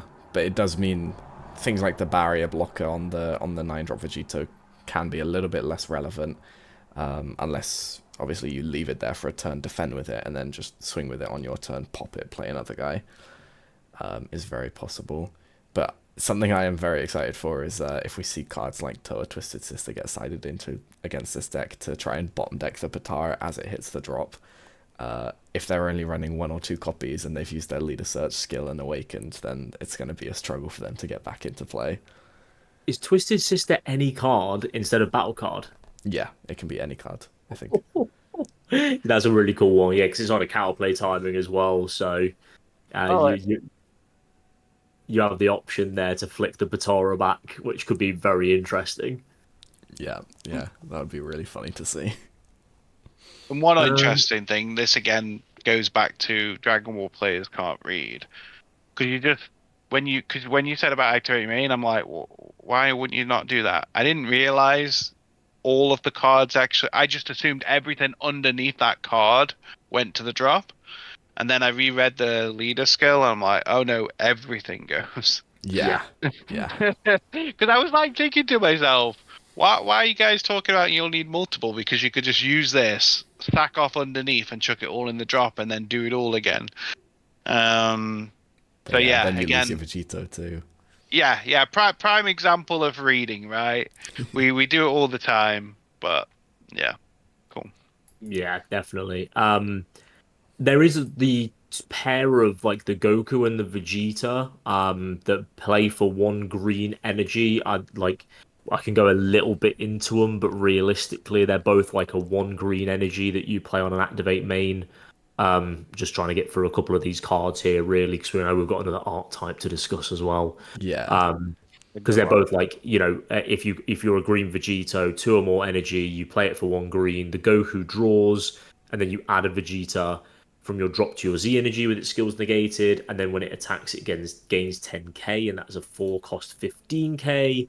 And the Vegeta is exactly the same, but instead of drawing when it is played, it KOs a 4-cost or less. That's correct. Yeah. So both really good options. Again, like you can like kind of stack up the Z energy with what you need to be able to play, and they're both 15k for Union Batora. They're both names for Batora, so that's cool.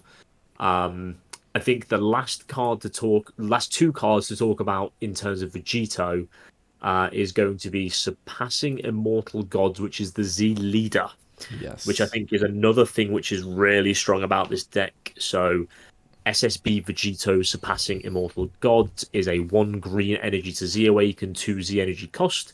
When your life's at 3 or less and you have 4 or more energy, and it's your turn, green Vegito card. And it's a 30k power, that's why there's so many restrictions on it. And when this card is placed in your leader area, you draw a card, then remove this card from the game at the end of the turn.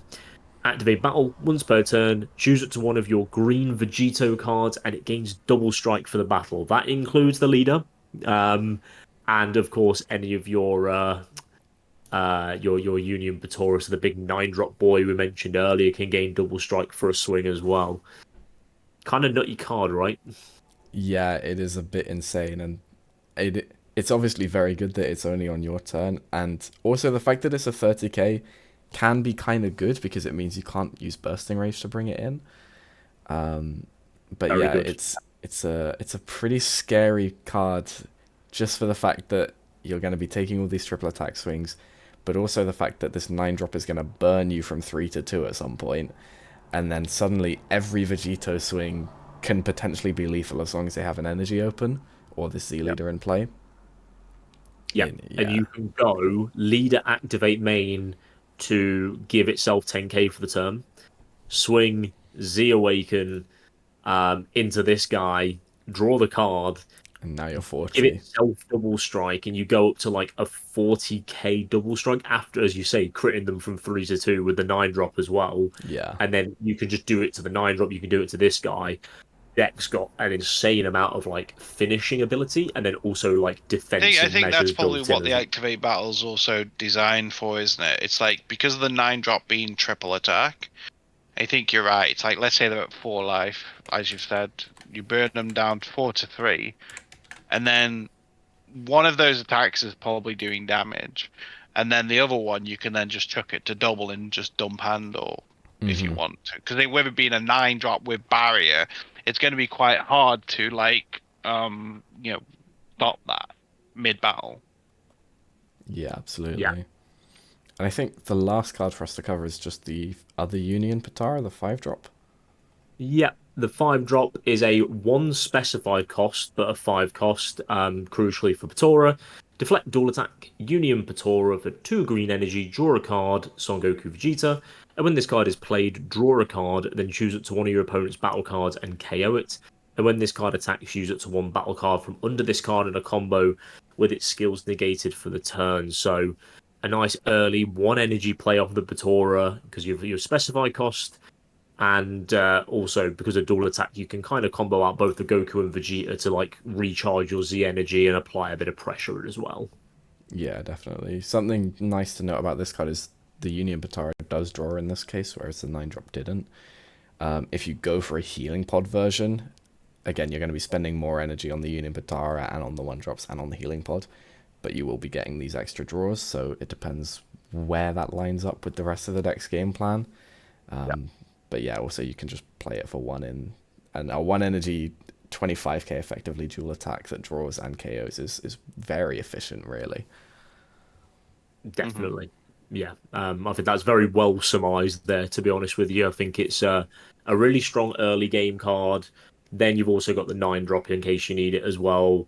Leader pressure, free Patoring, good Z Unison options. Deck overall looks really good. Gentlemen, do we want to talk about the Videl support, or shall we just move straight through to Zamasu? I think we can move straight on to Zamasu. I will say I'm very excited for the Videl support. I think they've done a great job for it. I think the fact that they're giving out Z leaders like this is great. Cool. I tell you what, Ollie, talk quickly through, because there'll be that 1 or 2 guys who are going to listen and they're going to be like, "You guys missed out the Videl support. This is the worst podcast ever. I'm never listening to this ever again." All right, let me see if I can find it real Zamasu, quick.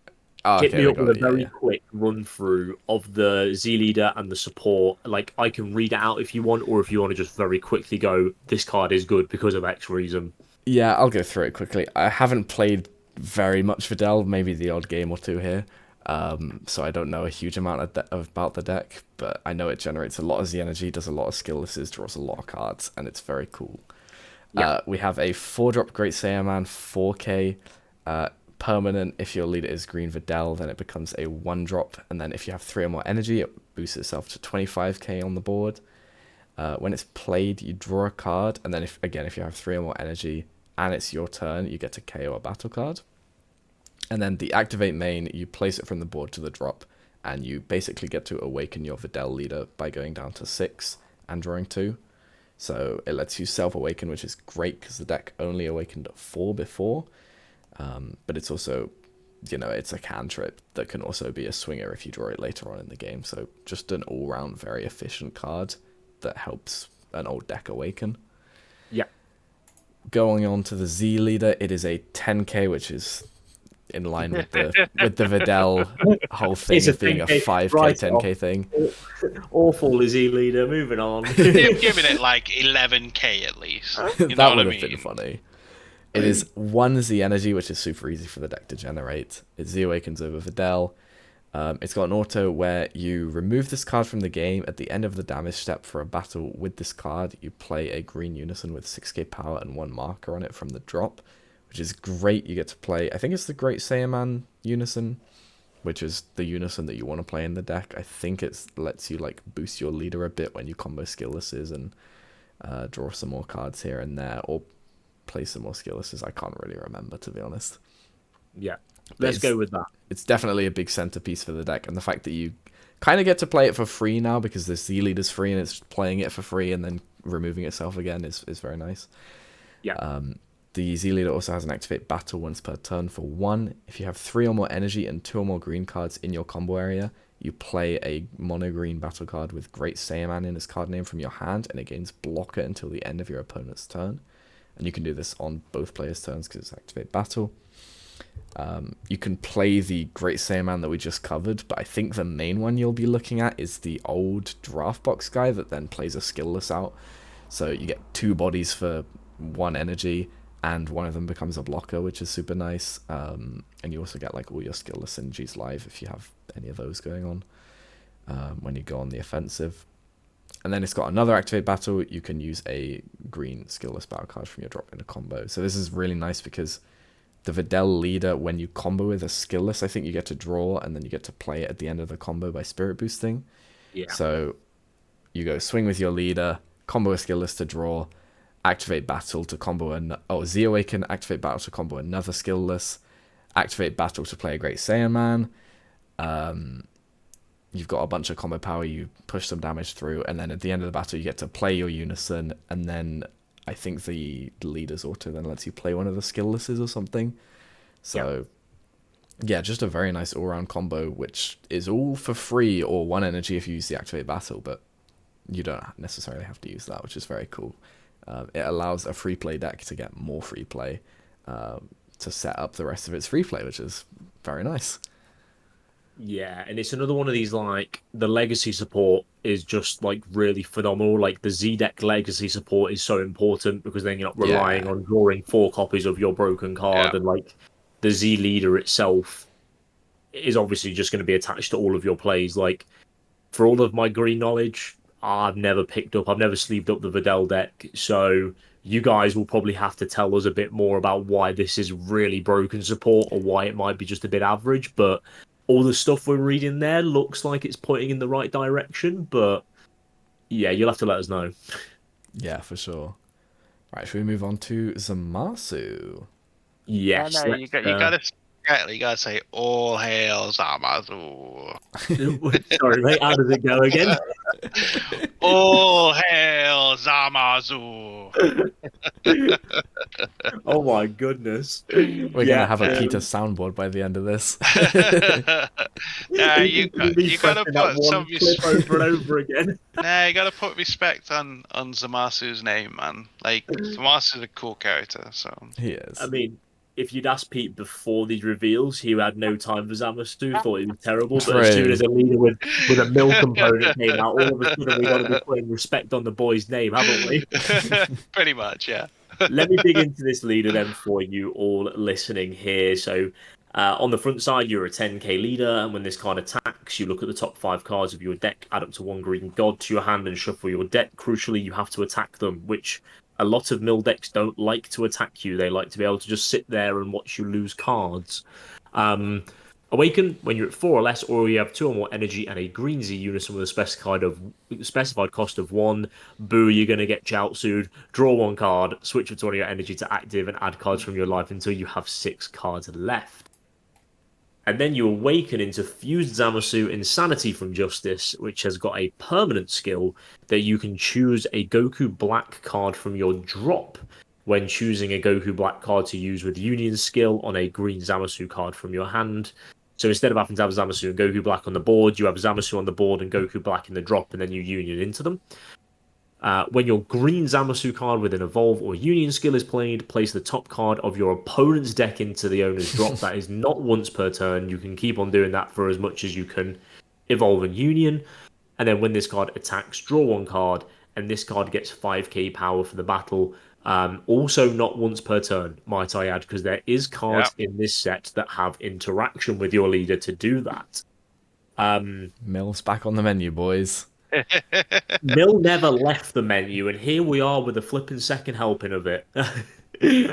Yeah, I think it's great, isn't it? I'm really hyped for this leader, and as Me we dig too, into yeah. more of the cards, I think that's going to become quite evident as to why, because I think the way that they've designed this deck is really, really cool. Yeah. Basically, like we're gonna go through the cards anyway, but like basically you have a lot of very cheap Union, Patora, and Evolve cost guys. You can use a lot of like legacy support here because all of the multicolor Zamasus that negate energy exhaust are just tied to a Zamasu or Goku Black leader. So you can charge blue yellow, green yellow, whichever ones they are. You can dive into a bunch of different colors to make this deck work. And there's just like a lot of just like really, really valuable cards going on here. Which card is probably best for us to start with, gentlemen? Can I just add something on the leader for a second? So Yeah, sure. one really good thing I think about with leaders is their draw potential. Now, the way I look at the permanent is the same as a draw potential, because normally you would have to play in this case Goku Black, which is 1 less in your hand. So the fact is, it's like I could use the energy or whatever it might happen to be, or if I have to discard it for combo, and then rather than that card now being dead, so to speak, I can now use that for Union Patora. Plus, it means they can't counterplay the Goku Black I'm trying to play from my hand. Yeah, the skipping steps there is absolutely huge. Yeah, I will add that I think that permanent is actually really strong. Even though it's like it just feels very basic, I think that is something to not overlook, because you see it as like before you would have to spend 2 cards from your hand or 2 energy or whatever. This means you don't have to spend either 1 less energy or 1 less card in hand, and I think that's very important to keep track of as well. Yeah. Personally, that's just my favorite. Yeah. I'm thinking in terms of the next card, we could just jump to the Z Unison and then from there just scroll from the leader. Yeah, that sounds I like think a the Z really... Unison is the main like key card because it's what lets you awaken, of course. Yeah, and I'm going to read through this, and like I kind of have a little bit of a different opinion when we go through. But Gawasu Instructor is a 1 cost, 1 Z energy unison. Auto once per turn. When a card is placed in your opponent's drop from the top of their deck by one of your skills, add 1 marker to this card. That is going to be a once per turn for both players' turn because, spoilers, there is cards that let you mill your opponent on their turn. Activate main for 0 plus 0 markers. If your leader is exactly this leader from the set, play up to one Zamasu or Goku back, both green with an energy cost of 1 from your Z deck, or Z energy with its skills negated for the game. -3. Auto, when your opponent attacks with a battle card, choose one of your green Zamasu cards, switch it to active, game blocker for the turn. Ollie, talk us through your thoughts on this card. So, my first thought is it's really flimsy. It's a 1-cost Z Unison. It's a 5k. Yeah. It doesn't plus on its activate main. It pluses from the auto, but that requires you to go through extra steps each time. I don't think it's too hard for the auto to trigger each turn, even on the turn you play it. But it in the case where you draw badly, it might be a little bit annoying to get through. Yeah. But I do like the fact that you can kind of effectively plus once on each player's turn, which is super nice for a 1-cost Unison. And I really like the fact that you can then free play your Zamasu from Z deck or Z energy. And that means that, effectively you free play both the Potara pieces because you don't have to worry about playing the Goku Blacks once they're in your drop. So you free play the Zamasus and then you just Union Potara from hand without even really thinking about it. Yeah. And very quickly, just before we dig a bit more into this, I'm just going to go over what the 1 costs are that you can play with this. So you've got a Goku Black 1 cost, which is a top 5 searcher for a green gold with a cost of 5 or less. You have a 1-cost Zamasu that draws a card. Both of them have the effect that if you're exactly this Zamasu leader, you can switch them to rest mode to make your opponent mill 1 card from the top of their deck. Yeah. And then you've also got a Z battle card, so obviously the Unison lets you play this guy from the Z deck. They do get played with skills negated, is the only thing to note with that. Yes, so do bear this in mind when we're reading off what the skill is here. It will be negated when it comes off the Unison. But it is a 1-cost, 2 Z energy, critical dual attack, limit 1 auto. If your opponent has 20 or more cards in their drop, when this card is played, it gets 15k power for the turn, and it's 5k base, so it will jump to 20k critical dual attack if your opponent has 20 more cards in their drop. But obviously you won't get that skill if it comes off the Gowasu. Both 1-drops are super cool to be able to just get like a mill whenever you need to, when you just need to chip and finish your opponent off. But the Unison being able to play these guys is cool. That Z battle card, very quickly, you guys, I think it's a bit meh. Like, it's good that you can play out the Z deck for free using the Unison, but Overwhelm is a huge question mark over wanting to use this card. But you'll still use the card, but it's more of the case you're going to use it for a cheap Potara piece a lot of the time. And maybe if your opponent does a little bit of a silly or doesn't play any Overwhelm, you can catch them with the cheeky 20k dual attack crit. Yeah, I definitely agree. I think this card is mainly there for the fact that you play it without having to play a card from your Z energy. You just play it from the Z deck off the Z Unison. Yeah. I think anytime you've got a character that has dual characters, it's crazy, because going back to the permanent, you can play this free from the Z Unison, and then you just Bataro from the Goku Black in your drop, and because this is the Zamasu, you then, for no energy, have got a Goku Black and a Zamasu to use for Union Bataro for 0 energy. Yeah, exactly. And then like a lot of the Patoras are going to draw you cards as well. So as you mentioned earlier, Pete, it's that like, you're getting those extra draws, you're getting that extra economy basically. I agree. Just returning to the Z Unison point, like I agree with you, Ollie. I think that a lot of the I think the Gowasu is good that it can uptick in both turns, but it's very flimsy. And I think a lot of the time you'll end up just using this guy to kind of awaken, and then you may have to keep on playing him just to get the Zamasus on board to do the Union Patora, but with KIDKU in the format, this feels like a really flimsy Unison to be relying on if you need to use it as your like main strategy, but I feel like the deck can operate without it. Yeah, I feel like past the awaken, like you said, unless there's any sort of counterplays you need to worry about, you can often just play the 1-drop Zamasu from hand, get a cheeky mill one with the activate main, and then use the Union Potara. Yeah, for sure. Shall we take a look at a couple of these Union Patora options? 'Cause obviously, we've just discussed kind of like how you're setting up all the Union Patoras. I guess we'll just go and have a look at what our payoff is for that. Yeah. I was gonna say we also do have some more setups, the forecasts as well. I don't know if you want to cover them first. The Zamasus and the Goku Blacks. Yeah. Let's do those first. Yes. As well. You're right. They're a kind of a bit of a crucial bit, and they also feed into the Z Unison a little bit as well. And the with mill. Goku Black.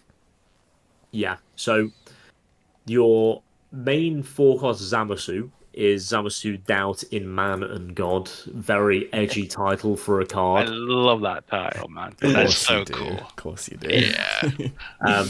Activate main if your leader is Green Zamasu and you have 2 or more energy, so the tricolor Zamasu deck can use this, just as a weird point for anyone who's still playing that deck. Play this card from your hand. When it's played, draw a card, place the top card of your opponent's deck in the drop, so you get that mill on Mill play. one, please.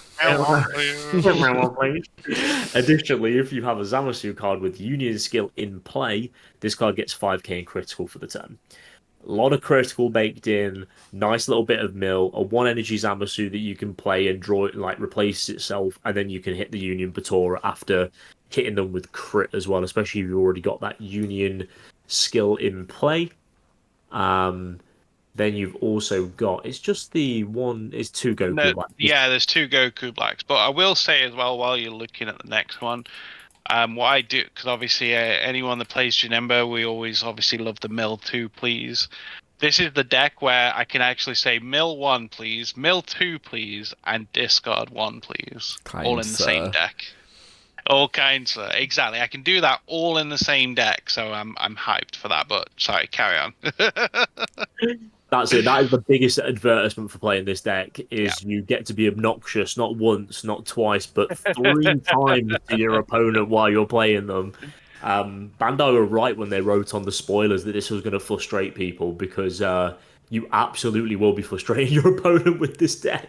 And I hope you all appreciate me being here because I've skipped testing this deck tonight to be with you guys and you lovely fans that are watching this. So I hope you know that I've put off my excitement for playing this deck to be here. So I hope you know my sacrifice. We're all honoured to be in your presence. Vegito dance. There you go, everybody. Just bow down and praise him for turning up and gracing you with his presence to talk about Exactly. Everyone watching Just needs like to take a Zamasu. moment of silence. Exactly, just like Zamasu, man. Anyway. Right, so let's go through to these Goku Blacks. So I think the most important one is going to be the Activate Battle one, the Activate Main/Battle one. Yeah. I want to talk about first. And this is the one where for 1 green energy on Activate Main or Battle, if your leader is a green Zamasu card and you or your opponent has 3 or more energy, both you or your opponent, which is really good, play this card from your hand and place the top card of your opponent's deck into the drop. So all the cards have this baked in mill, which is going to be really important to the strategy. And then when this card is played, play 1 shadow token, and that card gets plus 10k power and blocker until the end of your opponent's turn. Shadow tokens have 10k power, 0 combo cost, 5k combo power. So you've got the chance to combo with it offensively. Again, we spoke about the decks that can do both. But you can activate Battle this in on your opponent's turn, mill a card, uptick Guasu. You've got to just hope they haven't swung at Guasu, which is kind of an issue, but here we are. And then you get a token blocker as well, a 20k token blocker off the back of it as well. And it's also got combo power, so if they're not, they've got a 15k swing that you're blocking and they don't go over it, you're going to have combo power surviving into your next turn as well because you've got a 20k token for some reason. It's a weird thing, isn't it? It's like, why give it 10k? It doesn't make sense. Yeah. Exactly. It just feels like it's like, I think we're so used to seeing blocker negates and only having 5k power and they always die that seeing a token that's actually going to survive to next turn to combo with is really weird. Yeah, I feel like this is going to be one of those nice cards where you have your Goasu Unison down, you've gone to 5 because they've hit you once somewhere in the game, and then you can go oh, you swing at Goasu, I'll Homicidal Clones. Oh, you swing again, I'll block it, I'll play this guy, uptick Goasu, mill 1, play another blocker token, And it's like, in theory, if they have no interaction with your blocker token, then you're just good to save your Gowasu. Realistically, that might not come up so much, but this is also just a nice card for when they're swinging at your leader to get those cheeky extra mill ones and potential blockers.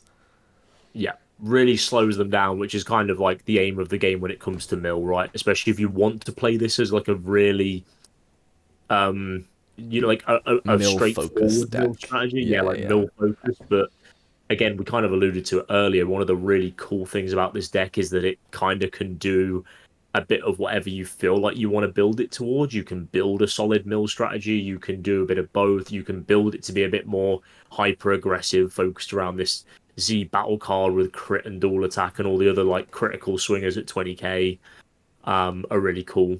And then we've got one more Goku Black, right?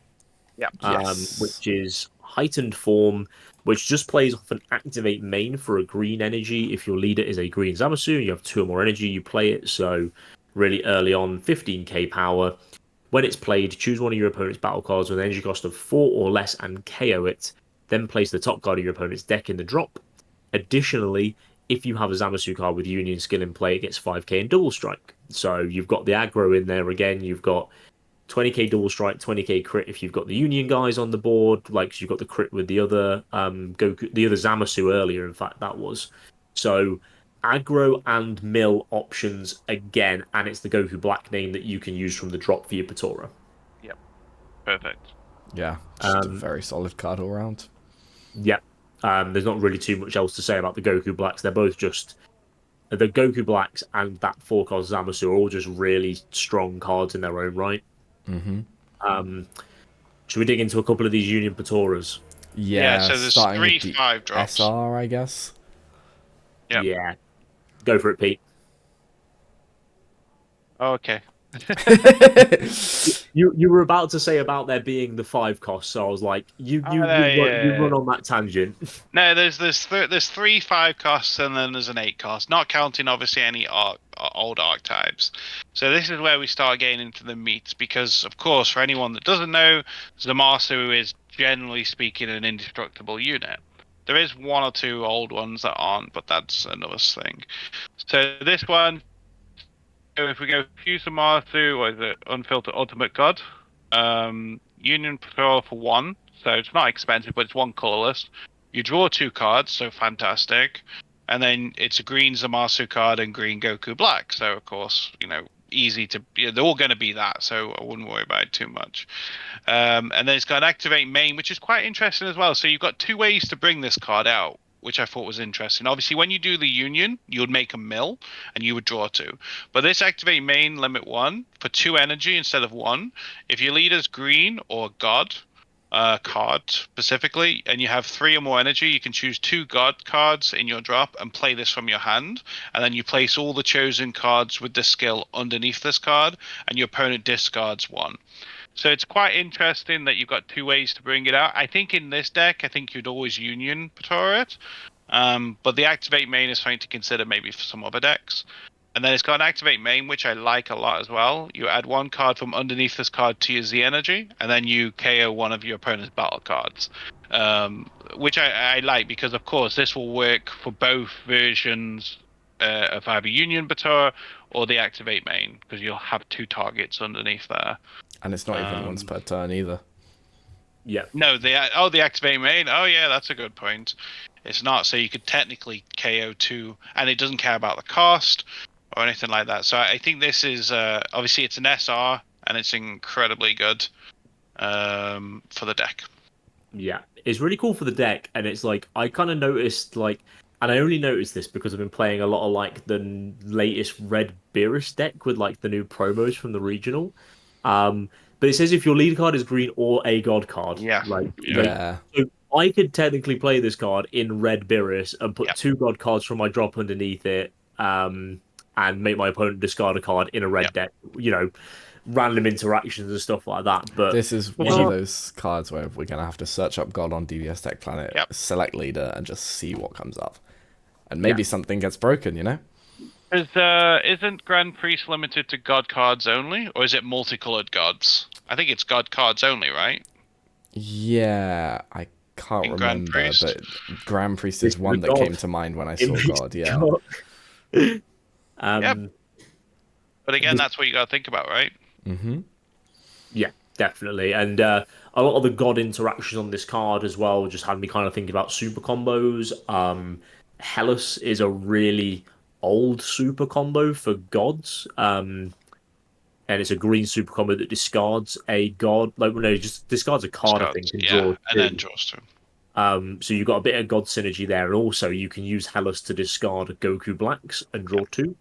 One of the guys from our like locals, shout out to Paul, mentioned that to me. That Hellas could be a really good option for the deck, and it synergizes as being a god to go underneath this, and gets you Goku Blacks in the drop as well, which is really cool.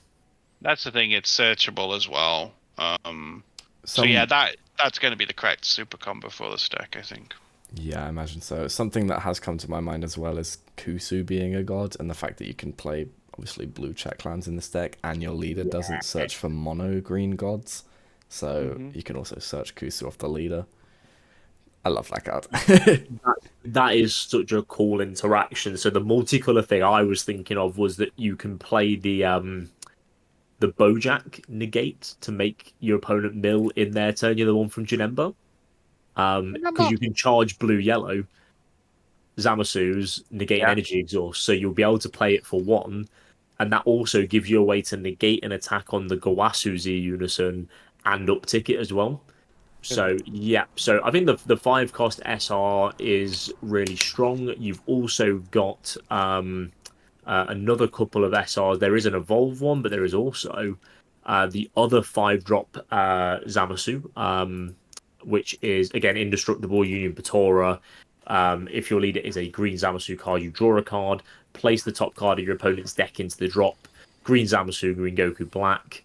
And when it attacks, draw one card and use it to one of your battle card from underneath this in a combo with its skills negated. So you've got very similar to the Vegito card, right? This is like your kind of like early to mid game bridging card where you're going to get the draws, you're going to get double mill after you've awakened because your leader will mill one for the Patora. This card will mill a card on Patora.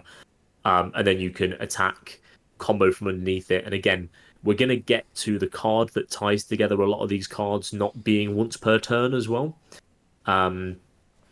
Pretty basic, nice bridging card, right? Yeah, definitely. A And then draw there's two one. combo is always great. And then there's one more 5-drop.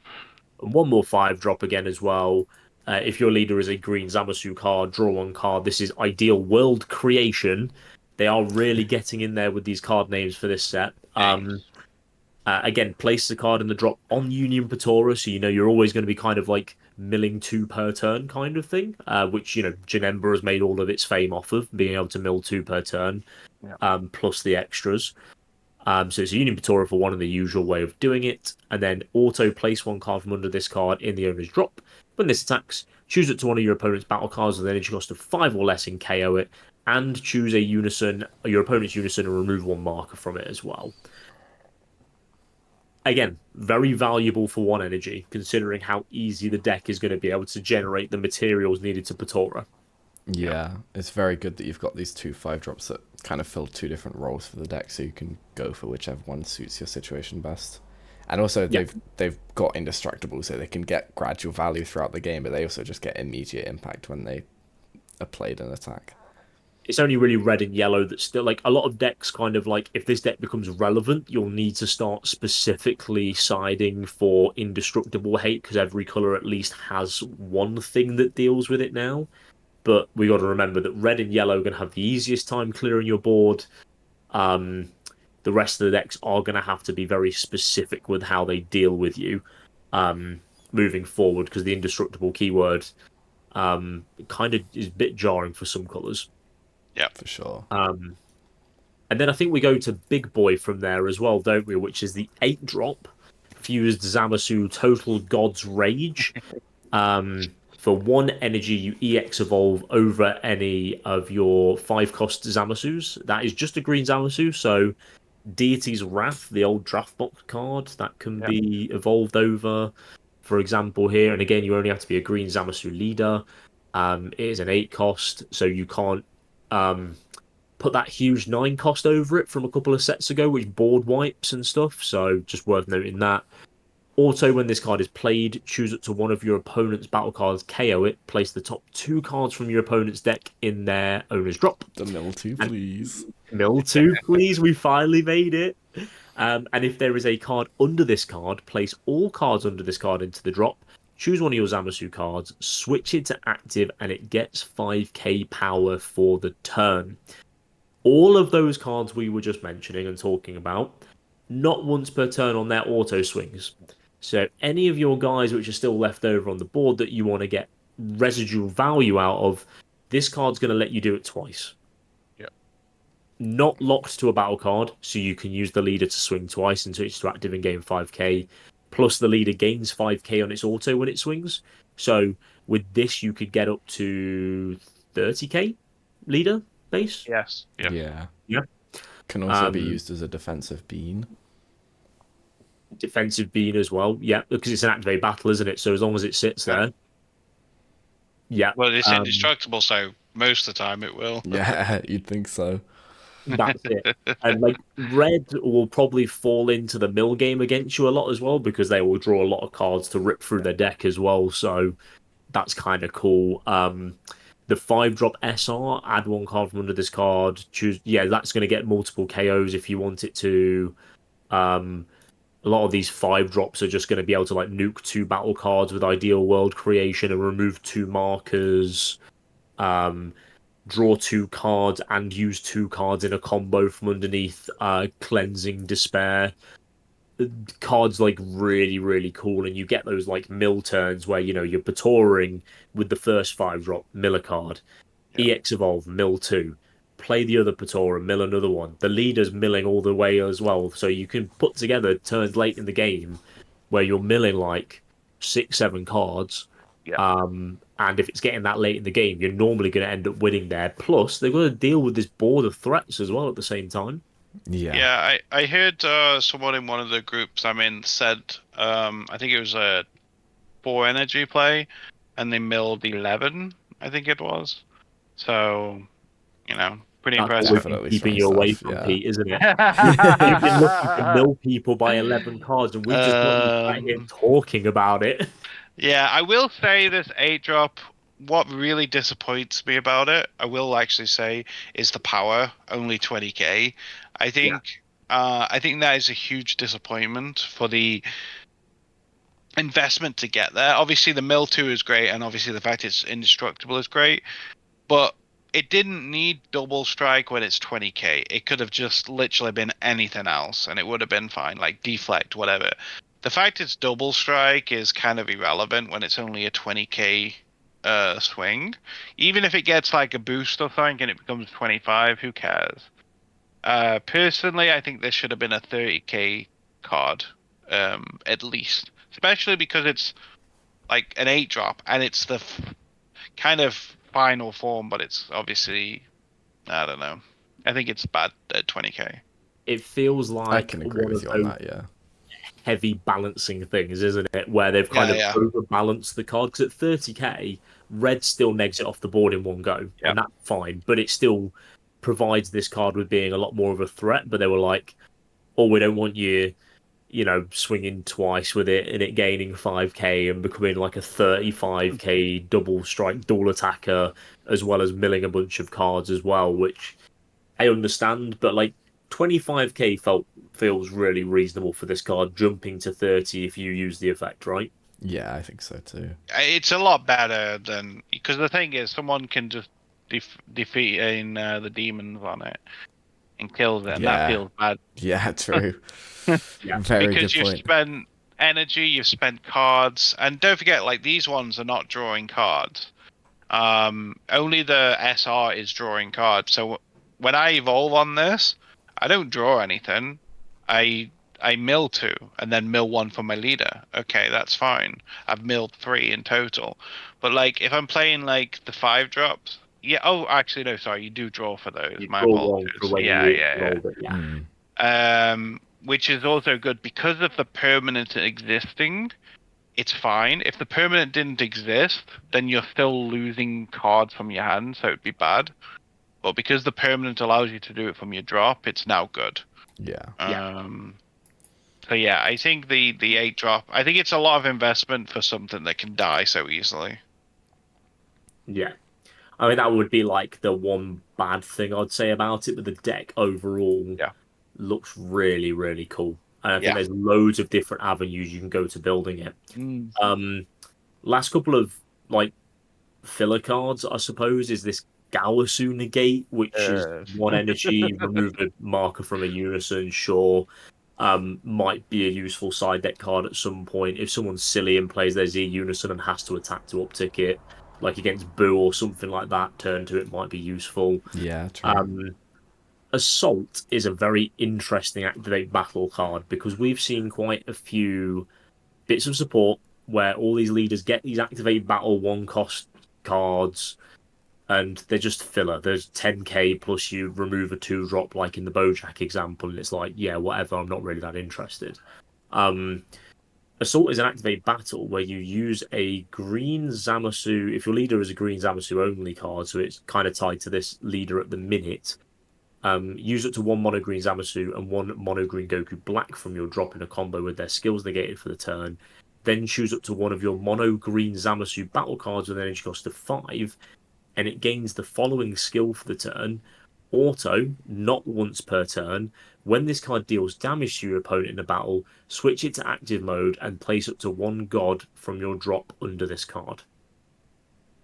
I think this card is really good and really cool. The 1 energy investment is interesting. Like, I'm not sure if it'll quite see the cut, but I really like the direction they're at least going with this card. It is definitely a cool concept. I hadn't noticed that the auto wasn't once per turn, to be honest. That's pretty huge. Because you can, like, in theory, have this infinite attacker and you just 8-0 them, which isn't going to happen, but it's funny. It'd be cool if it did, right?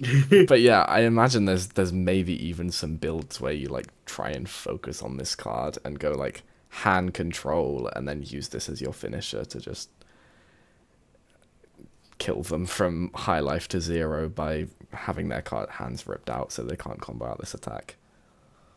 I think the card is trash. I think the only scenario this card could do anything, and it would require a lot, is you put it on the draft box Zamasu, the one that when you attack, you discard one, and you kind of go the auto is irrelevant. If it was like if it was more of a blanket, any of your 5-cost Zamasus do damage for the turn, restand them. Yeah, okay, I'm down for that. But it's more of a cute thing rather than an actually competitive thing, I think. Yeah, I think it's more. I mean, the art is amazing. I love the art. Just Assault, just even called Assault. It's just, I love the art, and I think it's cool, and it is just more thematic, I think, than anything. But personally, I don't think this. My gut reaction says this card will not be used. And it's a pipe dream. It's only on a 5. They're only 20Ks. They're not difficult to negate or to out combo. Personally. Yeah, I think that's fair. Yeah, I'd say so. I think my closing thought on it is there's a really cool thing you can do with like the 5-cost one that combos with a card underneath it with its skills negated. So if you let that 5-drop continuously attack, because it places a god from your drop under the card, you can like infinitely combo 25k, but like eventually someone's going to combo out of this card. But I thought it was god you place under can even be a 10k as well, which is cool. Yeah, that's true. I think it's like a really cool direction they're going with these extra cards because I want them to be worthwhile using because like using the attacks of the characters in tandem with the characters is a really thematic and cool feeling experience. But all of these extra cards, activate battle things, have always just been dreadful. But this is at least going in a very like unique way where I can see it having some niche kind of plays. Yeah, I think I agree with that. I will say my hot take on this deck is I actually think this is only theory because obviously I've played Janemba for a long time. I actually think this will be a better mill deck than Janemba. Is my hot take. I think that is an agreeable hot take. I would quite happily lock that in with you. I think it's really underestimated how much these cards mill and how many of them you can chain together in a turn. And you're in green, so you've got dormant available to you as well to really stall out turns. And you're in multiple colors. You could do multicolors in like dormant and nimbus if you wanted to in one deck that's designed to mill you out. Because the thing is, Cooler could never replace Janemba, because Janemba is literally the definition of charge pass in every way, shape, or form. And you swing with leader, you mill two, and then you defensive it up. I've played Janemba for years, so I know exactly how it works, and I've done very well with it. So, like, when I look at this deck, it's basically the same concept, because if you think about this logically, for one energy, give or take, I mill two that turn. So if we take no other effect in action, I can do a Union Fusion, mill one for that Union Fusion, and then mill one for the leader. So that's exactly the same as the leader swing. But the advantage I get here is because I'm aggressive, my opponent is forced to draw cards, because that's one thing you're not forced to do when you're playing against Janemba. Yeah. Because Janemba's not killing you. This deck can kill you. Yeah. And similar to Cooler can kill you, but there's a big difference because all their stuff can get removed. These are indestructible. It's a little bit more tricky. You've got to play other cards. You've got to do other things. But the mill has already happened. So you can play this. So like KIDKU, yeah, it's a red deck and it will do well. But KIDKU draws a lot. I can already beat that as Janemba. And I think this deck can mill better than Janemba without practicing it. So I think KIDKU, even though you'll remove your threats, I don't think it'll be a problem. But we'll see. Yeah. I'm in agreement. I think you made some really good points there, Pete. I think that this deck is going to be, because it's got the aggression and it's got the mill built into it as well, your opponent no longer gets the idea of, I'm just going to like build up my board and eventually find a way to beat you. You put them on a clock, resource wise, and then they've got to draw to deal with your board and deal with your threats. They've got to draw into specific cards in certain colors to deal with indestructible. Which then is going to force them to draw more, and they're either going to mill, or if they spend too much time worrying about getting milled and try and play on hanging on to a lot of cards, they'll just get killed naturally. The one weakness I will say for the deck is the secret rare situation. I hope there's an archetype secret rare, because I think the only secret rare I like at the moment, if I'm not going to go the hand control route, is the Kibak. I'm not sure the pronunciation, but I say Kibakai. You know, the one that... Yeah, Kibito Kai, Yeah. So, like, because it's also a god, so it's searchable with your leader skill. Very like, true. on the front side. Because, again, talking back to what we were saying earlier in the podcast, that's exactly what I did. I searched for all green gods, not just Zamasus, to see what was searchable. And there's some interesting old cards that are searchable cards as well. And of course, I can run Dormant, which works the same as works better than Nimbus. If I'm comparing it to Janemba for a second. And I also have the extra ability of having Oceanus, which I cannot run in Janemba. So I have better floodgates. I can potentially mill quicker, put more pressure. I'm a fan of the deck, and I can't wait to test it. Me too. I'm super excited. I think we're all super excited to try out this deck, all for different reasons. We're going to have the most toxic testing circle known to man. And we're all just sitting there playing Zamasu, trying to mill each other out, and then like some poor soul has to sit there playing KIDKU to test against it, and we just mill him out relentlessly. That's what you get. Yeah. Right. But I think the Unison is a weakness. I think it's a very the main weak card. weakness. And you have to just kind of accept you're going to be playing without the Unison in some matchups, which then means you have to draw Zamasus.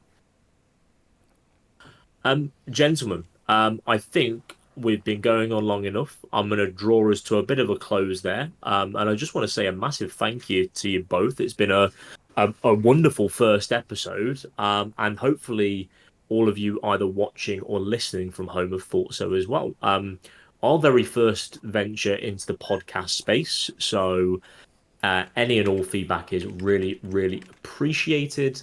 Any kind of interactions, likes, comments, subscriptions, etc., is always really, really appreciated. Gentlemen, do you have anything to add before we sign off? I'm excited to see what Legends card is in this set. That's I all wish I now. had never have asked. But yeah, thanks everyone for either watching, and thanks to obviously the two beautiful people next to me that I had the pleasure of speaking to. I think we're all fantastic players, so I think it's good. I guess. My closing thoughts are nil 2, please. All hail Zamasu. Yeah, I regret asking for any closing statements, guys. Have an amazing rest of your day, and we will catch you later for the second episode of Skip Charge Podcast.